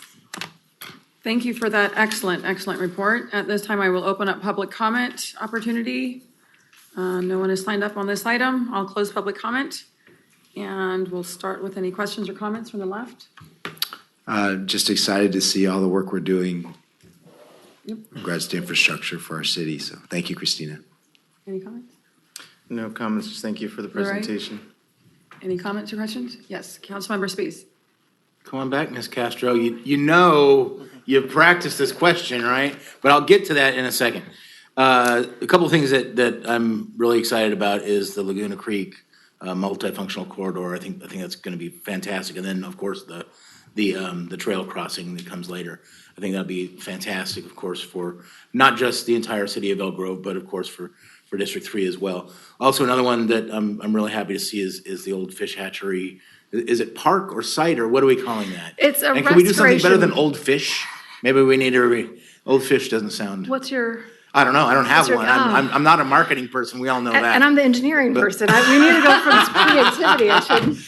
Ms. Lawrence, yeah, you could help me out. Somebody help me out. Oh, not that guy. Not that guy. No, Main not Street that. Fish Hatchery. Main Street Fish Hatchery. How about the Stream fish hatchery? or street? Hopefully we can get rid of Old Fish somewhere. Maybe we could just do fish. I don't know. Whatever. And then, so I guess I should always make sure I know the answer to the question before I ask it. But I think it might have been two city council meetings ago, we had a presentation from the Trails Committee, and there were projects, small projects that were about transitions and correcting the trails. Do we have that incorporated within the budget, and can you tell me when those are? We are slowly incorporating those. We have an annual trail maintenance project called WTL 34, and we do it every year where we do rehab of our trail segments, and that's going to incorporate those connections. So a lot of the improvements that they've requested are just converting a curb from vertical to rolled, just to make that accessible in transition. We've worked with our traffic engineer to assess all the other ones and see what is possible to make those minor adjustments. But the plan is to incorporate them in our annual maintenance projects as we go along through the trails. Same with removing the bollards and doing wayfinding, like the little accessories to continuing to improve our trails each year. So how many budget cycles do you think it's going to take to fix that list? All of them? We've already knocked off a couple. There's 4 or 5 that we handed over to Robert and our capital maintenance group to address. And I can check with his location, but some are not feasible just based on the type of design. And we'll work with Mark. We attended our annual trail. It's 3rd year in a row riding bikes and checking out our to-dos and I'm sure accomplishments. someone took you over all of those transitions and said, "See, yeah, it is hard." I'm like, we're seeing nods there. I don't know who that might be, but she's in the back of the room. There's a lot that we can do, and we're trying to chip that away. Okay, Councilmember Spies, I'll just add to that. Yes. Where's that voice coming from? Yeah, where? We were proposing to add an additional $250,000 in next year's budget from Measure E for the trail rehabilitation program. So it'll be an ongoing program, and so we'll have to determine the best use of those funds. But certainly some of those projects would likely qualify for that. So there's some. So hopefully we'll start seeing that list chip down. Oh, absolutely. Yeah. Okay, perfect. Mark will come back happier. Mark will come back happier. And Sharon, yeah. Sharon's already happy. Sharon is always happy, but she's always got something else she needs to work on for her. Areas of improvement. Exactly. But, again, I think I mentioned it when we had the Trails Committee here before. Years ago, when I first started attending these, I think it might have been 2011, 2012, there was a lot of conversation about the trails and a lot of disconnection and a lot of back and forth between city council and residents. And it's getting a lot better. It really is. And so just want to thank you for that. Of course, the other part that is not exciting in the least bit, but when I know that when we're out and about talking to other cities and counties, our roads, right, and the roads and conditions that we're in. And so I want to thank the very unsexy work of keeping the roads in a great condition. We truly are, the best in the valley, at least in the Sacramento County area, I should say. But that is, of course, through hard work, management, and through the generosity, of course, of appropriate funding. Yep, appropriate funding from our residents. So, and to them, of course, thanks. Of course, they get the reward, right? They're paying the taxes. They should expect to have great roads. Okay, now the question that's coming. My favorite project. Your favorite project. What's your favorite project? After riding with the trails, I can't wait for the connection. Right, going through Camden, extending not only the overcrossing that is in the next within 2-year period, but the undercrossing as well. That is all one continuous pathway, and so I'm looking forward for another ride. All right, perfect. And then so it's probably a few projects, but can you, if I have a resident who comes to me and says, traffic's horrible, what are you guys doing about it? What are the can you just bring about again what those are that we're working on? The ITS project is leading that way, but I think the adaptive ICS is ITS. ITS is information. Oh my gosh. Intelligent. Okay. Perfect. You're doing great, by the way. You're doing great. So, ITS, right? Yeah. Okay. And that was the first one that you brought up about making certain that the traffics are, the signalized and coordinated, right? Okay. Yes, and that one's in construction right now. Okay. We do have another connection between White Lock and Camera Road, the Lots Parkway project that will be in construction hopefully in the next 2 years. Okay. That wasn't highlighted in the presentation, but I think that creating that connection and provide another alternative route off of Elk Grove Boulevard for our White Lock residents will I can jump benefit. in a little bit on this as well, and this isn't really in Christina's division, but it's something our traffic engineering staff are working on, is critical intersection analysis, where we've evaluated several intersections that have a volume to capacity ratio in excess of 1, which means their volume exceeds the capacity of the intersection. We're looking at ways to improve the operations at each of those intersections. The results of that study or analysis and the recommendations will ultimately end up in the CIP with projects that, could extend a turn pocket or, adjust the signal timing or any number of things that we can do to try to improve traffic operations at those intersections. That's very exciting and something we're looking forward to that will end up in a future CIP. And then, of course, Camera and White Lock, we hope to provide traffic congestion relief with those projects as well, although they're unfunded right now for construction because they have such a high, price tag on them. But nevertheless, we continue to make, our way towards shovel-ready on those projects, and those we think will provide some really important relief valves for folks as they try to, reach I-5 and 99 respectively. Do we have a current tentative price on what that White Lock interchange is? For the White Lock interchange, Yeah, I think we just, understanding, of course, yeah. that it's going to change, right? So we actually were pleasantly surprised recently. We were getting ready to put out a request for proposal to move to the next stage of environmental review and design for White Lock. And we got some preliminary numbers back from our current consultant that the price tag should still be somewhere in the $100 million range. We were expecting a bargain. What's that? What a bargain. We were expecting that to actually balloon up more into the 125, 150 million dollar range, and we still think it's somewhere around that $100 million. So that was a pleasant surprise that we recently received. But don't hold me to that. We shall see where the economy takes us and kind of where project costs go. And then of course for Camera, we just applied for the grant now coming on 2 years ago, and that was close to $150 million price tag for the Camera project. Okay, good. All right, and then I think I remember my last question. Ms. Castro, in the roundabouts on Grant Line, last I remember, I thought it was a 4 traffic circle. So you showed ultimately 2 of them. 5 for the Sheldon C of the Capitol Connector. There is 5 proposed. One's further north that wasn't on the pictures. Yeah, right? so we focused in on just the highest traffic section to make it more of a designable and buildable project. So all 5 at one time is a little too much for us to take on, so we narrowed it down to the intersection of Grant Line and Wilton.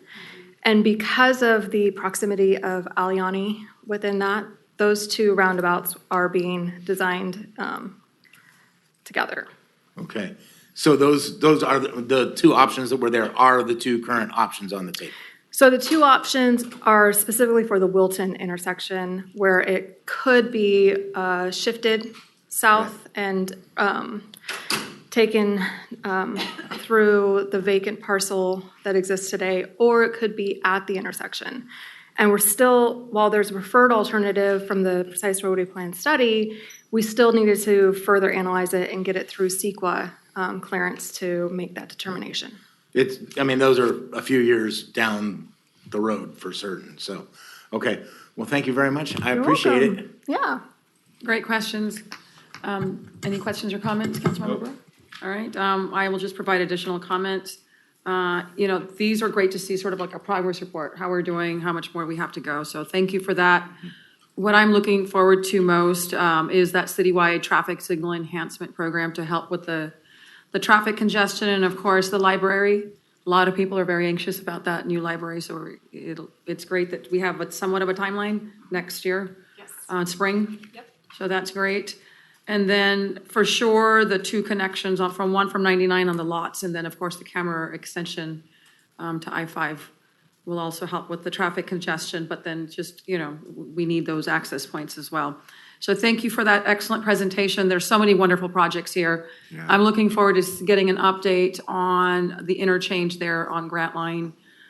Specifically, how has the outreach gone to the businesses out there? Because I know that there were some concerns from some maybe being blocked off. For Grant Line and Wilton intersections, we are doing survey analysis now, reaching out to residents. We did send out a mailer for the ones within the proximity of the project area, and open for communications, but we're still kind of early in our phase design. And the businesses too, not just residents. Oh, correct? absolutely. Okay. All right. Well, thank you. You're welcome. All right. With that, we will move on to our next item, 9.2. Wants to receive a presentation of the proposed fiscal year 2025-26 annual budget.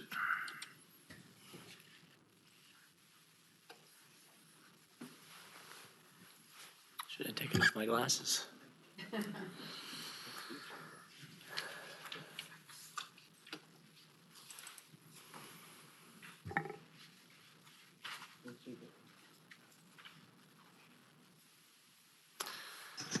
All right.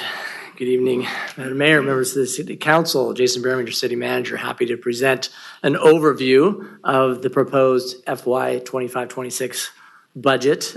We made this available to the public last Friday as well as the City Council, so you probably haven't had an opportunity yet to dive in to the big document. And so I'm going to give you some high-level details, some things I want to point out to your attention as well as members of the public, and then we'll come back in a couple weeks, hopefully with adoption. So we're here to kind of go through the overview and then receive any input, direction from you or members of the public before we present the final document for approval at the next City Council meeting.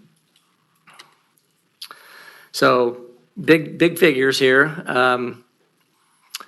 Actually, before I get into the numbers, a couple things.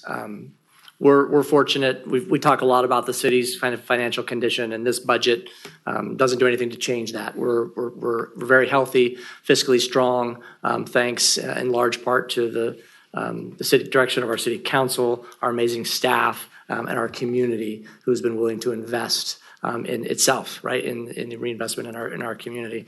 And so this is we don't face some of the problems that we see in the state with the deficit there, as well as other cities to the north of us who are facing deficits. We do not see a deficit in Elk Grove. We're not forecasting a deficit over the course of the 5-year forecast that we do. Of course, we can't predict the future, and so this doesn't account for possible future recessions. But right now, things are looking very strong in the city of Elk Grove. And I just want to kind of recognize and thank all the city staff for the work that they do in managing fiscal dollars, the taxpayer dollars. We take our responsibility and obligations very seriously. Every dollar we spend, we want to make sure that it's an investment in our community. And so I want to recognize our finance staff, particularly our budget manager, Nathan Bagwell, Jackie Guzman, who stepped in as interim finance director over the last several months, and our new finance director, now Raj Prasad, and just all the staff that make this document happen. So a lot of thanks to go around. So like I said, I'll get into some of the details here, but just wanted to kind of start off with that. So big picture, total budget for the City of Elk Grove, proposed budget for next fiscal year is $411 million. That's total combined funds. That is a $37 million increase over the current fiscal year, largely for a couple of things. One is Measure E. So there's some kind of one-time larger projects that I'll go over in a few minutes. It's driving about a $12 million increase in Measure E. That's part of that $37 million increase, and then capital project carryovers, projects that we're not anticipated to finish this year, that'll then roll into next year. So it's not really a large increase as much as just a carry forward on a lot of those funds.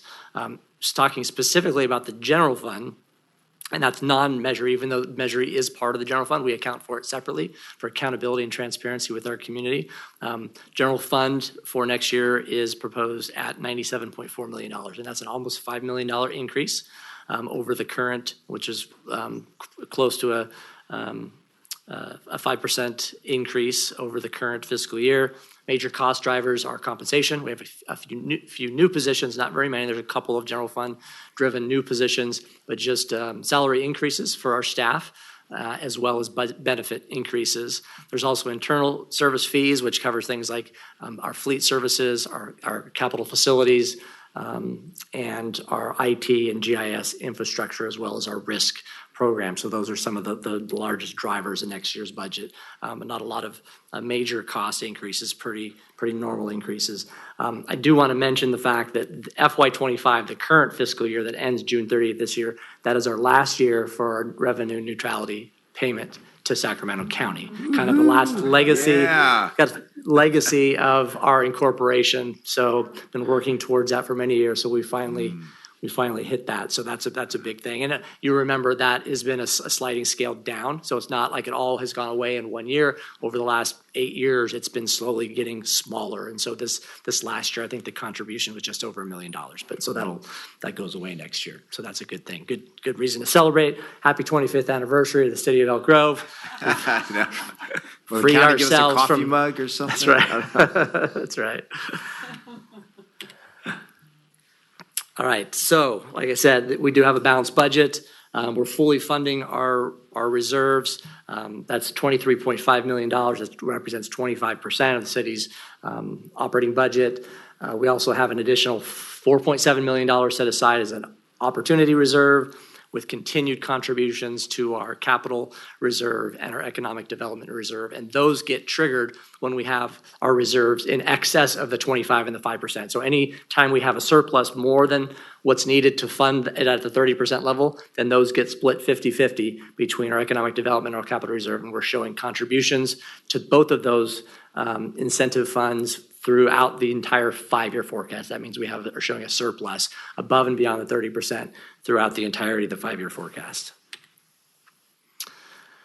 So budget overview, it continues to maintain and enhance levels of service to our residents, focus on areas like public safety, affordable housing, addressing homelessness, traffic, economic development, all the things that our community has said has been priorities, allows us to really invest in those areas. Fiscally sound, balanced budget throughout the 5-year forecast allows us to invest in some of the community priority projects. Okay, diving into some of the numbers, this is general fund. You can see our general fund revenues here. Sales tax, this is kind of the big news here is sales tax is no longer the city's largest revenue source. Property tax now has exceeded, if you combine the two property tax pie wedges there, it's slightly more than the sales tax. And that's significant in a couple of ways. One is what this tells us is property tax is growing faster than sales tax right now. Partly because we're a growing community, so we're adding more homes to the tax roll. So that's leading to that, but also the valuation, the assessed value of properties is also growing significantly. So we're seeing like a 3 to 5% increase in property tax growth. Our sales tax is pretty flat, honestly, right now. This last year, it's flat, and we're expecting just modest increases next year and the years after that. And so you might see an even broader gap between sales tax and property tax, of course. That can always change, and we could have some large sales tax producers that come into the city that would change that, or property taxes and property valuations could slow, or growth of the city could slow. But right now, that's kind of what we're seeing. So by category, again, this is just general fund of the $97 million. About 70% is compensation, which isn't surprising because most of our expenditures in the general fund come from our police department. A lot of the budget in the police department is driven by personnel. But there are other items in here, as you can see, internal services that I talked about, those categories there, as well as operating costs represent the balance of the entirety of the general fund. By function, by department, and you can see the police department is 64%.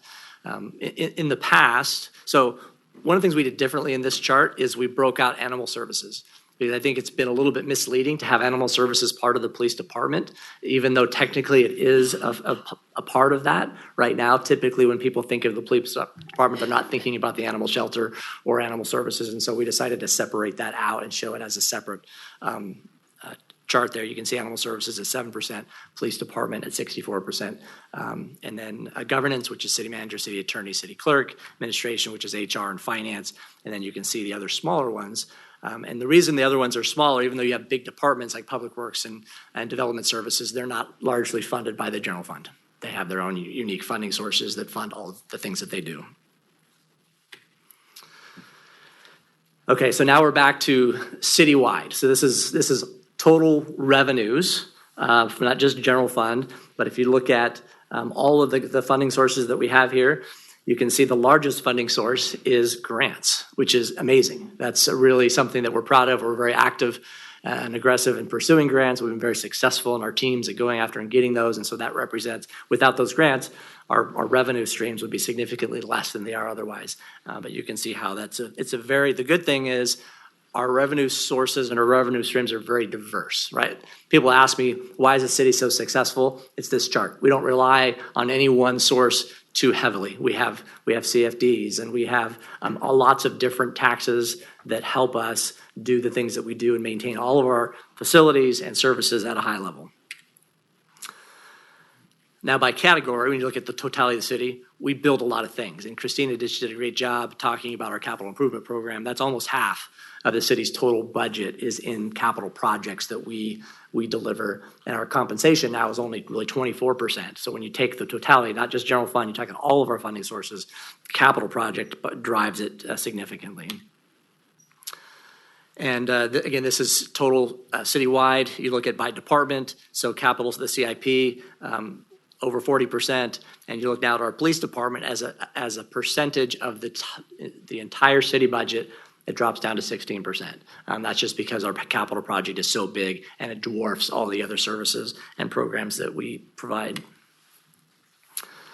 Big picture, this just shows our 5-year chart with our revenues showing increases over the course of the 5 years, as well as our expenditures. But you can see, fortunately, the gray line is bigger than the green line, which means our revenues are higher than our expenditures every year. We see a growing reserve.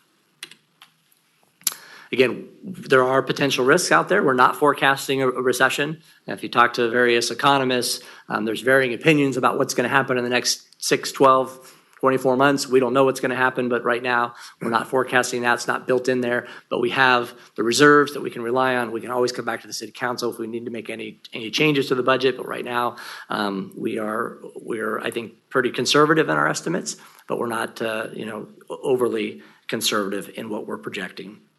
So cost and inflation, what the Federal Reserve does, all those things, certainly the geopolitical climate internationally have an impact on what happens locally as well.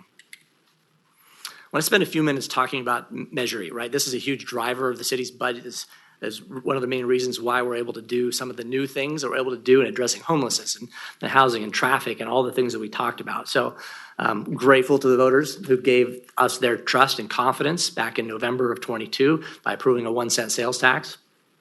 We have a Citizens Oversight Committee.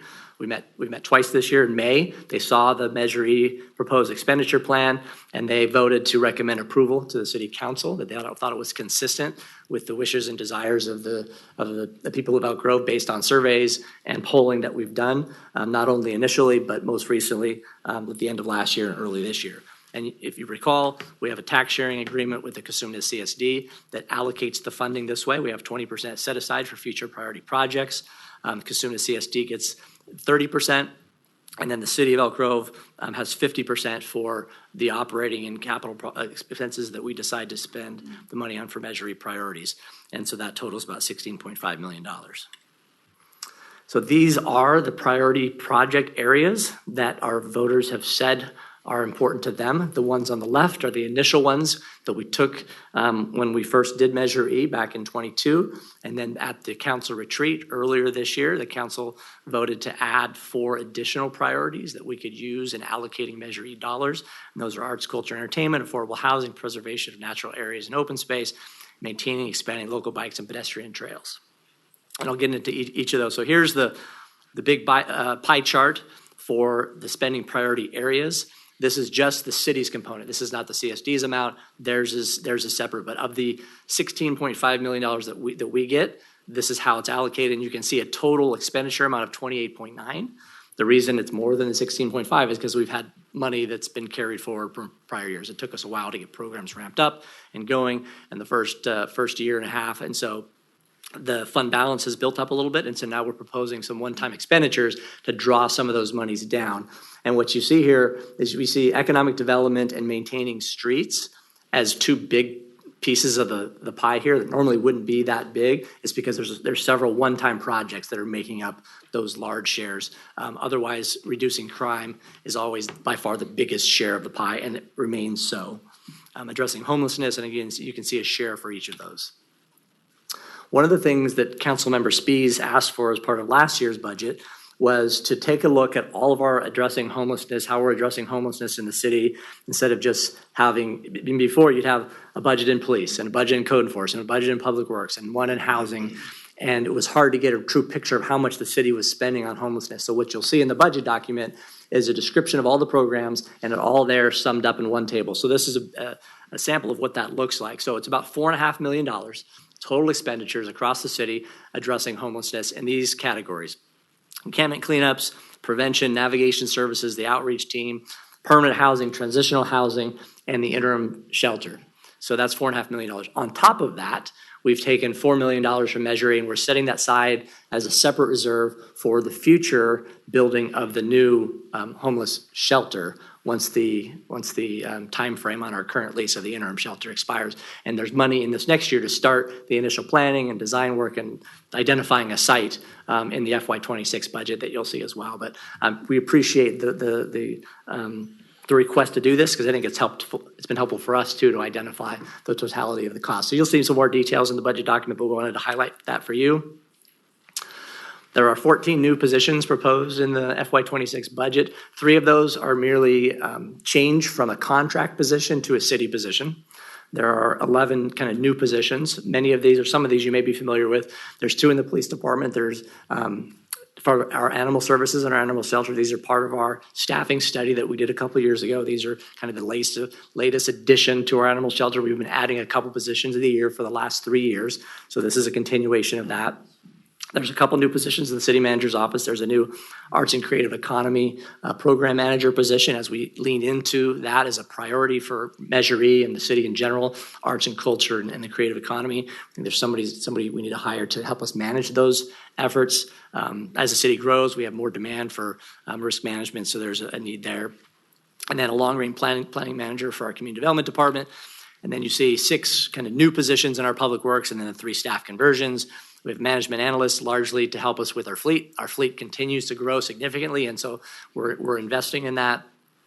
We have a facilities maintenance supervisor, a senior maintenance, a couple of different landscaping positions. Those are largely because of all the growth areas down in SEPA, where we've got a lot of new streetscape work that needs to be done down there, as well as in Laguna Ridge, and so you see a need there for that. And then as the city's tree canopy grows, and we keep adding space and open space, a need to coordinate all of that work and manage and maintain some of those spaces.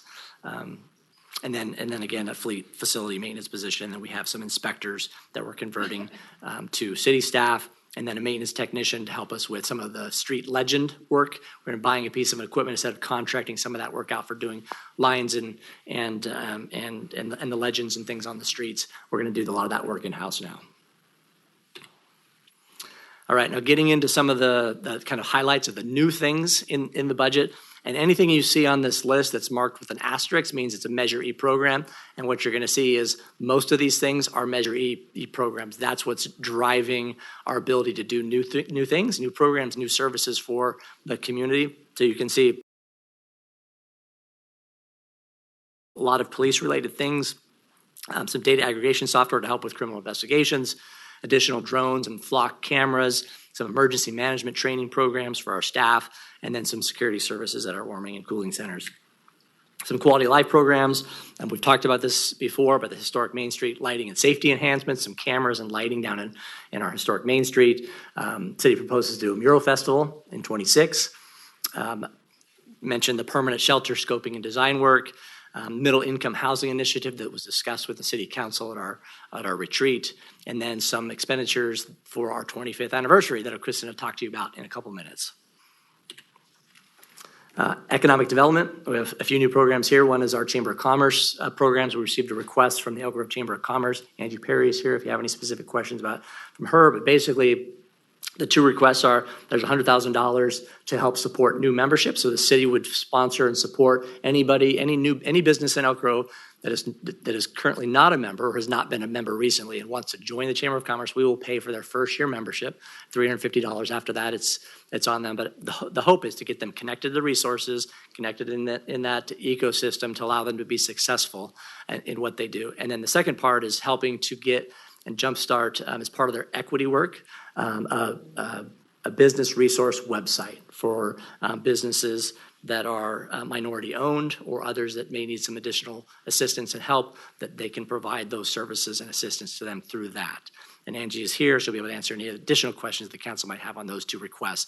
So $100,000 for the new membership program and $30,000 for the business resource website.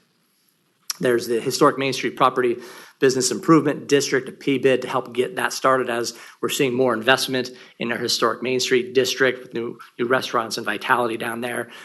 Think it's time to revisit this idea that's been floated out there for years of having them reinvest and putting more resources into that important district of the city in partnership with the city. The Arts and Creative Economy Strategy, and then revamping of the city's business license platform. And here's some of the one-time projects that I mentioned that, in addition, that are kind of above that $16.5 million. We have our Grant Line Business Park Sewer Project. We saw the nice sign that Christina showed. We're really trying to kickstart that Grant Line Business Park with opening up opportunities, and the infrastructure needs to be completed in order to really make it shovel-ready for businesses to come in. And so investing there is important. Some additional pavement rehab on Laguna and Elk Grove Boulevard, the interregional trail crossing at State Route 99. As those costs are going up, we're seeing a need for some additional funding there, so we've allocated some Measure E funds there. There's a right turn pocket at the ARCO at southbound 99 that will help support some of the traffic congestion relief that's around the Auto Mall district. Not the old fish hatchery. We're gonna rename that for you, council member. We're working on it. So we talked about that. This is the Trail Pavement Rehabilitation Project.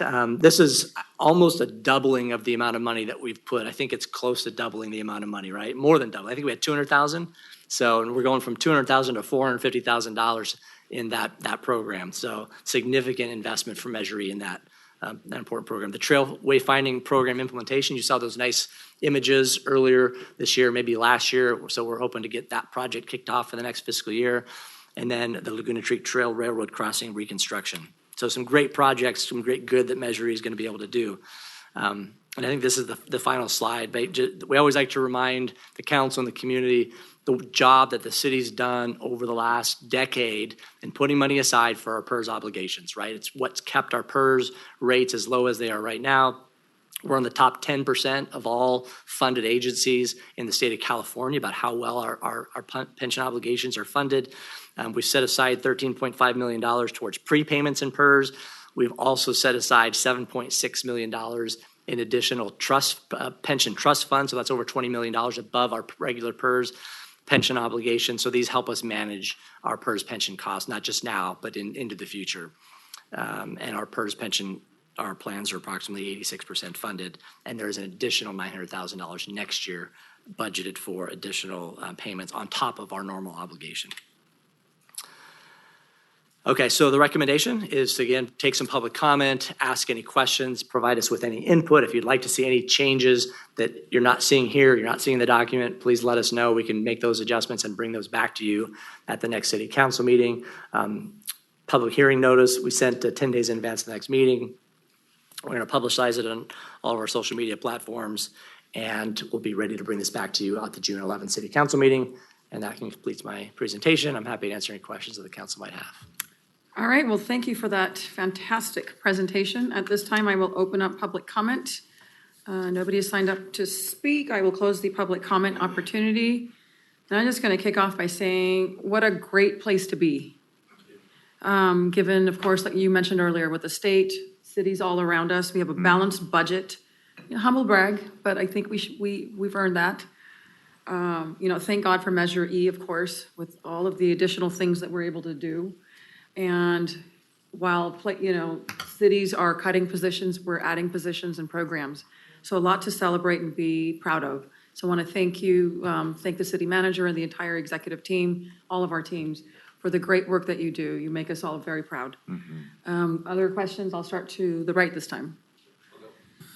So, in a time when there are other jurisdictions that are struggling significantly, right? There's, a nearby municipality that is looking to cut millions of dollars from their youth programs, right?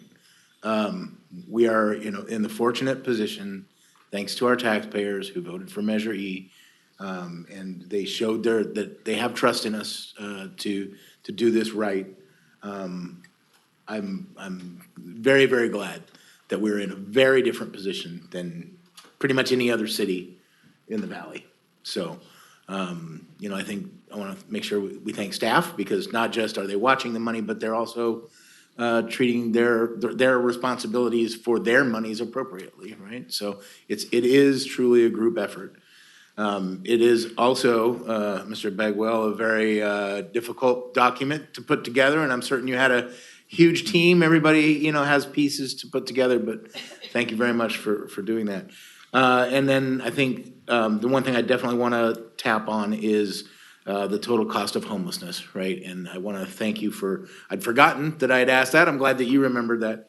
But there are people who are out there asking, what does it cost us? What, and not just what does it cost us, but how do we know that we're spending that money, or where that money is being spent? And so I really appreciate having the pie chart, and I'm sure there's more fun awaits me in the document. But I think it is important to take a look to understand what it costs us, not just in, outlays in shelter, but in cleanups and enforcement and all kinds of things. So I really appreciate that. I've got far more reading to do. But again, I'm very, very glad that we can be in the position that we are, and it's a huge team effort. And so thank you. Councilmember Brewer? Thank you, Mayor. I want to thank our city manager for the report, but I also want to thank city staff for working really tight, working together, making sure that the information is not only transparent, but it's very clean. I mean, obviously, like Councilmember Suen and I, we sit on the budget audit committee, and it's pretty much, as we receive the updates, it's getting the full faith and confidence from a third-party viewer that everything that we're doing is not only in compliance, but it's in line with standards that are needed and required to build trust and develop and gain trust from the public. And you guys do a really good job of that, and I want to thank you, because when we're going about the process, and as the public goes onto the website and reads the budget, and as they ask us questions about various programs and structures that are in place, it's a really good a signpost for us to really understand where we are, where we're going, and how we got to this point. And having all of these funding sources together, and knowing that when you look at the capital improvement plan, you see that's really sound, with a chart that moves 5 to 10 years forward with strong confidence, even with unfunded uncertainties coming in that may or may not come down the line. We know that we can weather the storm. This budget is very reflective of that, but it's also reflective of our values and how we want to provide top quality service to the public, and how we're going to do it over the next fiscal year. So this is good news, great news. And I want to thank everyone for their work in staying laser focused and ensuring that we are doing the best work possible for our residents and our taxpayers all together. So thank you so much. Councilmember Suen? Thank you, Mayor. Yes, I definitely want to echo the sentiments of my colleagues.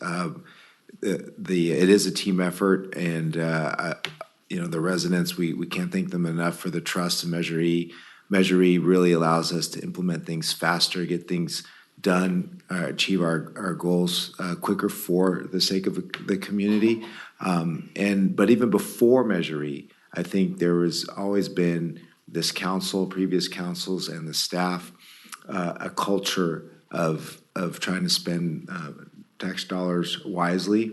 But at the same time, we've always also taken calculated risks to try to provide economic opportunities and civic amenities for our residents. So I feel like there's been a good balance of that, good stewards of the public money, but also providing civic amenities and infrastructure and services, top quality service for our residents. So it is a proud moment, and I'm glad we're embracing this, but I also, recognize all the work that staff has done for all these years to create that culture. And Councilmember Brewer mentioned it too from the audit side.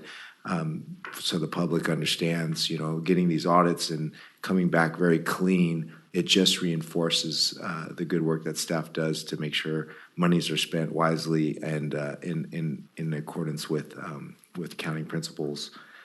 So there's, and things are being watched. Things are being checked and balanced behind the scenes fiscally. So the public should take comfort in that. Thank you very much.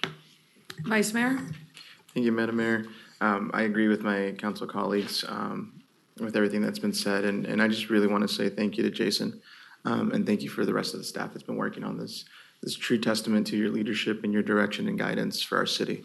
I know everybody sees the council members and the mayor, and they're like, this is who we're leading. No, it's you guys leading behind the scenes who are guiding our city to a better place, and truly, I appreciate that.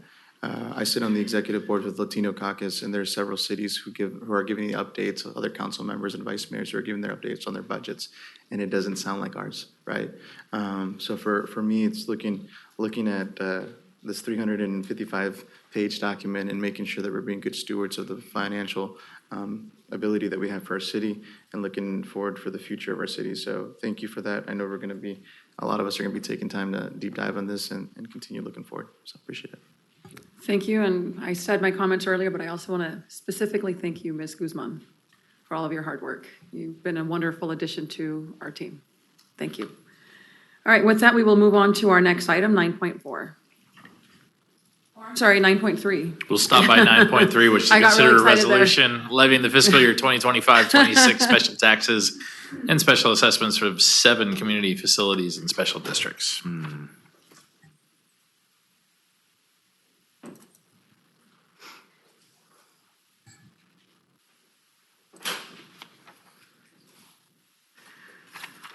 Good evening again. I am here to present to you the special taxes and assessments for the community facilities districts and assessments districts for this coming fiscal year. The city currently administers 7 special tax districts.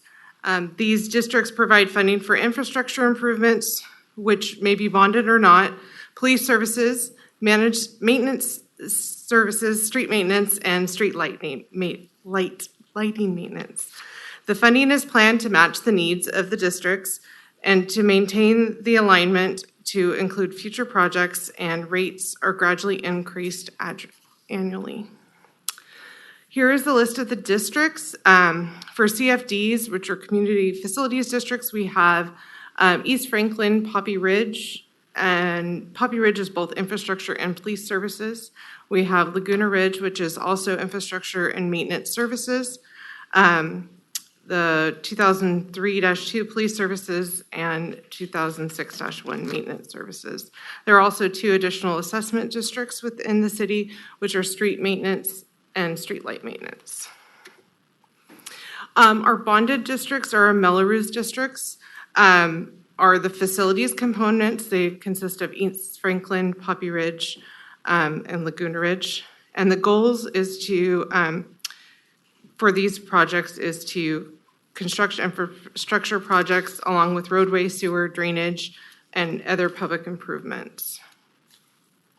These CFDs do have a sunset date on the Mello Roos portion, and these are determined by the formation documents.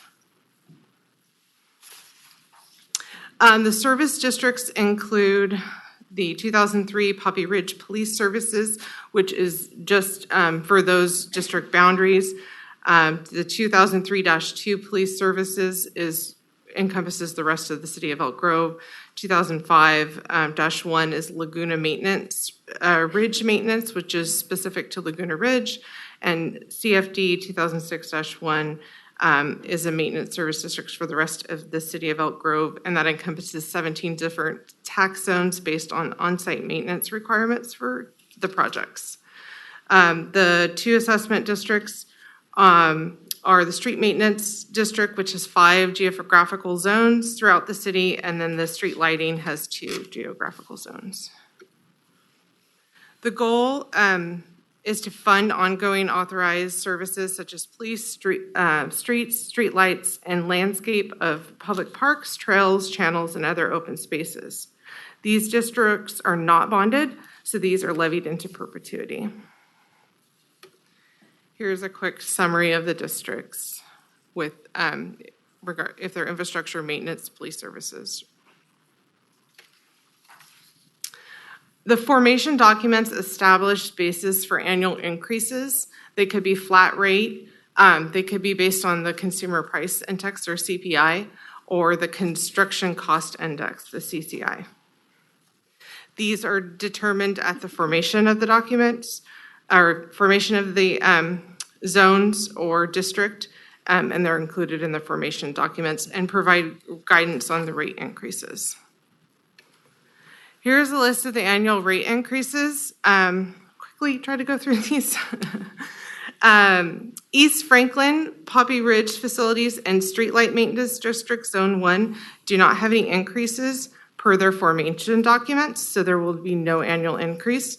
Poppy Ridge Service and the 2003-2 police services are increased by the lesser of the consumer price index, or 5%. So the CPI for this year was 1.27%. So that's the recommended increase. Laguna Ridge Facilities is increased by a flat rate of 2%. Laguna Ridge Maintenance Services is increased by the consumer price index. CFD 2006-1 maintenance services is increased by the greater of the CPI, or 2%. Zone 1 of the street maintenance district is increased by the CCI, which is the construction cost index. Zone 2 through 5 of the street maintenance district can either increase or decrease by the CCI. Street light maintenance district zone 2 is increased by the CPI. The other changes on here, you will see the CFD 2005-1 Laguna Ridge maintenance in 2024-25 was levied at 85% of the maximum rate. Staff recommends increasing the levy to 90% this year of the maximum rate for the coming fiscal year. The city has added new facilities, new parks, most notably District 56 and the Nature Preserve that were open within the last few years. As the city continues to add more facilities and more parks, these maintenance costs will also increase. Staff recommends that this be increased gradually in the coming years to mirror the growth of these expenses. The fund is also deficit in spending since the maintenance expenses are more than the current tax revenues. In the current 2024-25 fiscal year, street maintenance district number 1, zones 1 and 5 were only levied at 92% of the maximum levy. In the current, for the coming fiscal year, staff recommends increasing the levy per both zone 1 and zone 5 to 100% of the maximum levy, as the fund balance for those zones require additional resources to support street maintenance services. Staff recommends maintaining current street service levels to provide an adequate revenue stream for projects and services, to maintain sufficient reserves for future projects, and to maintain stable assessment levels for residents. Staff is recommending that the council adopt a resolution to continue the levy the special taxes and assessments for the 7 special tax districts for the fiscal year 2025-26. This concludes my presentation. If you have any questions, I am available. Thank you. Thank you for your presentation. At this time, I'll open up public comment. There is nobody signed up to speak on this item. I'll close the public comment. Any questions or comments? Move to adopt staff's recommendation, or resolution, excuse me. We have a motion. You have a second. Did you have any questions? Okay. All those in favor, please say aye. Aye. Aye. Thank you. Now we're on to item 9.4. And 9.4 is to receive a presentation regarding the 25th anniversary celebration of the City of Elk Grove and provide input on proposed plans and consider a resolution authorizing the city manager to execute an agreement with Dowdle Studios for anniversary artwork. Hello, everyone. Good evening, Mayor, council members. Heard it alluded to a couple times tonight. We're very excited to be celebrating a quarter century of cityhood coming up officially on July 1st. Staff has been working really hard on some plans to celebrate with you and with the community, and we wanted to share those with you as we're preparing to start rolling those things out. And so I've got a brief presentation for you. So I'm going to take you into the Wayback Machine. 25 years ago, the #1 Billboard song on the charts was "It's Gonna Be Me" by NSYNC. You may have danced to that. The box office smash was "The Perfect Storm," and Elk Grove became the first city of the 21st century, so the new millennium. Nice. That was the very first city hall, if you don't recall. There's some pictures in the Wayback Machine, if you will. And the community was rallied around a common cause to support local control and taking our own development destiny and control over our public safety services. And we've been working hard at that ever since. So why is this year so special? Well, it's 25 years. It marks the silver anniversary of cityhood. We are still a young city by most standards, but we're pretty excited that we are now at silver status. And we've come a long way. We've done a lot of things, and it's an opportunity to celebrate with our community. So what can you expect? Staff has been working really hard on a game plan. We're proposing a 6-month campaign. So we're going to kick things off in June to kind of build the excitement for July 1 to happen. We have a few things planned for June, and then we'll start going full force July. And we felt like the community will probably be ready to move on to 2026, and that 25 years may feel a little outdated in 2026, so we're ending kind of the campaign in December. So that's kind of the game plan. We have the work that we've been doing kind of put into 4 different categories. So you'll see things and products that are reflective of branding and marketing. We've got some really exciting things in our public events and experiences, some staff and stakeholder celebration, and then this category that we're calling the unexpected or unexpected surprises. When it comes to branding and marketing materials, the first thing that you will see is come Friday night in the early morning hours, we'll be getting some new street banners installed on Elk Grove and Laguna Boulevard, and that's going to kind of kick things off for us. But we have that way of kind of starting the celebration and starting to showcase the 25-year brand that was created with the community. We're working with Comstocks Magazine, and their June issue will have a special section dedicated to Elk Grove. And so look for that. It's targeting more of a business and regional audience and talking about a lot of the great accomplishments that have happened. I know some of you have spoken with some of the reporters for those stories, and so you'll see those reflected in there. The city's July-August citywide newsletter, we mail that out every other month. Our July-August edition will be dedicated to our anniversary and giving both a look back and a look ahead. And then we'll be very busy and active on our social media platforms, and our staff will reflect the celebration in their email signatures. When it comes to events and experiences, we're excited to bring the state of the city a little bit closer to that July 1 date with a new June 10th State of the City kickoff event at District 56. We're just starting to roll out the information about that, but we're excited to have Mayor Singh Allen presenting her State of the City address. On that day, it's a new format for the event, so it is a Tuesday morning, so 10 a.m. At District 56, a completely free event to the public, and we invite everyone to attend. And then the salute to the red, white, and blue has always kind of been our birthday celebration, and we're trying to amp that up quite a bit. One of the exciting features this year is we are adding drone show element. So there will be 200 drones, and we've been working on the storyline related to that. It will be a combination of both drones and fireworks at this year's celebration.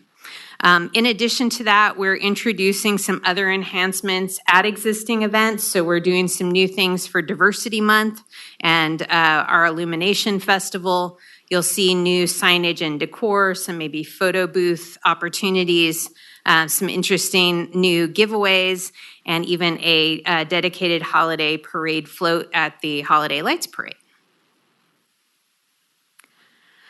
We're celebrating with both the staff and our stakeholders, and so we're excited to be working with the Employee Activity Committee and the Employee Recognition Committee on a collaboration for a barbecue event on July 1st with the staff, and that'll be at District 56, and we'll be giving them a few little surprises. We're not disclosing that. There's too many of them in the room right now.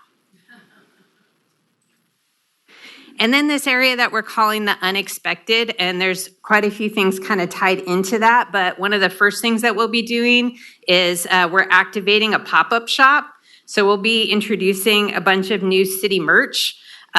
You really can't usually get that in very many places in the city. I've been told that some of the staff have gone to Walgreens to get city merchandise, and we have not licensed those sales or in any way. But we are bringing some merchandise in special for this, and we'll be activating a pop-up shop at least once a month over the next 6 months at different events and activities. And just a sneak preview, we're going to do a test run at your June 25th council meeting. So we'll be out in front of City Hall. We'll give people first dibs on buying some new merch out at the City Hall council chambers.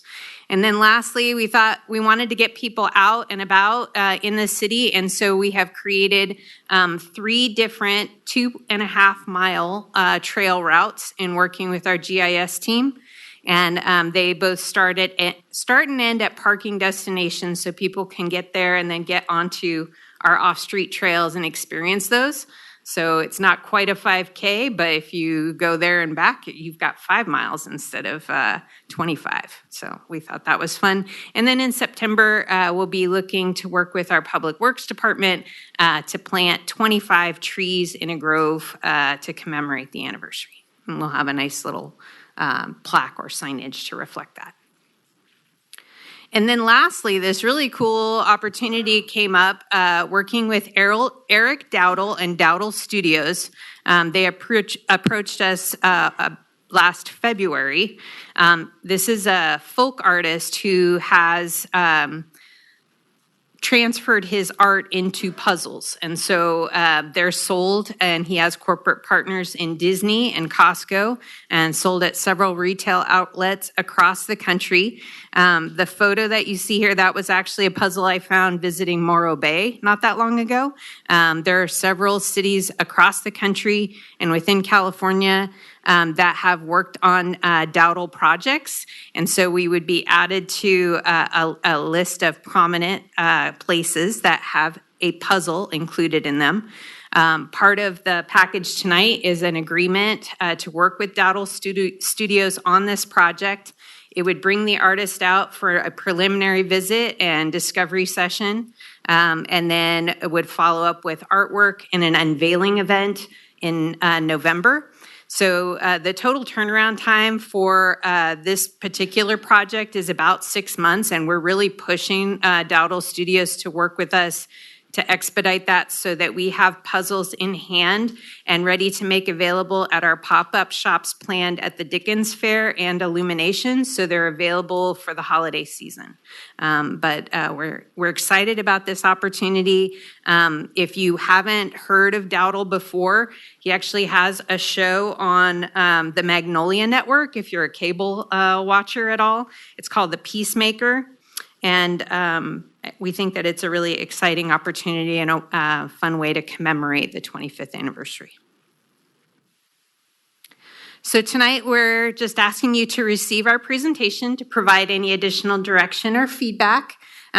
there is a resolution and a request to amend this year's budget to accommodate the work that we would be doing with Dowdle Studios.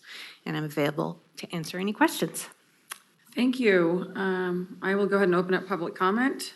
There is nobody signed up to speak. I'll close public comment. Questions or comments from the left? Thank you, Mayor, and thanks, Kristen, for the presentation. Excited to see what you guys have been planning. I was actually wondering, so this is great. What a great milestone. It'll be Great fun. job. Excited. Thank you. Vice Mayor? Thank you for the presentation. Looking forward to seeing the banners.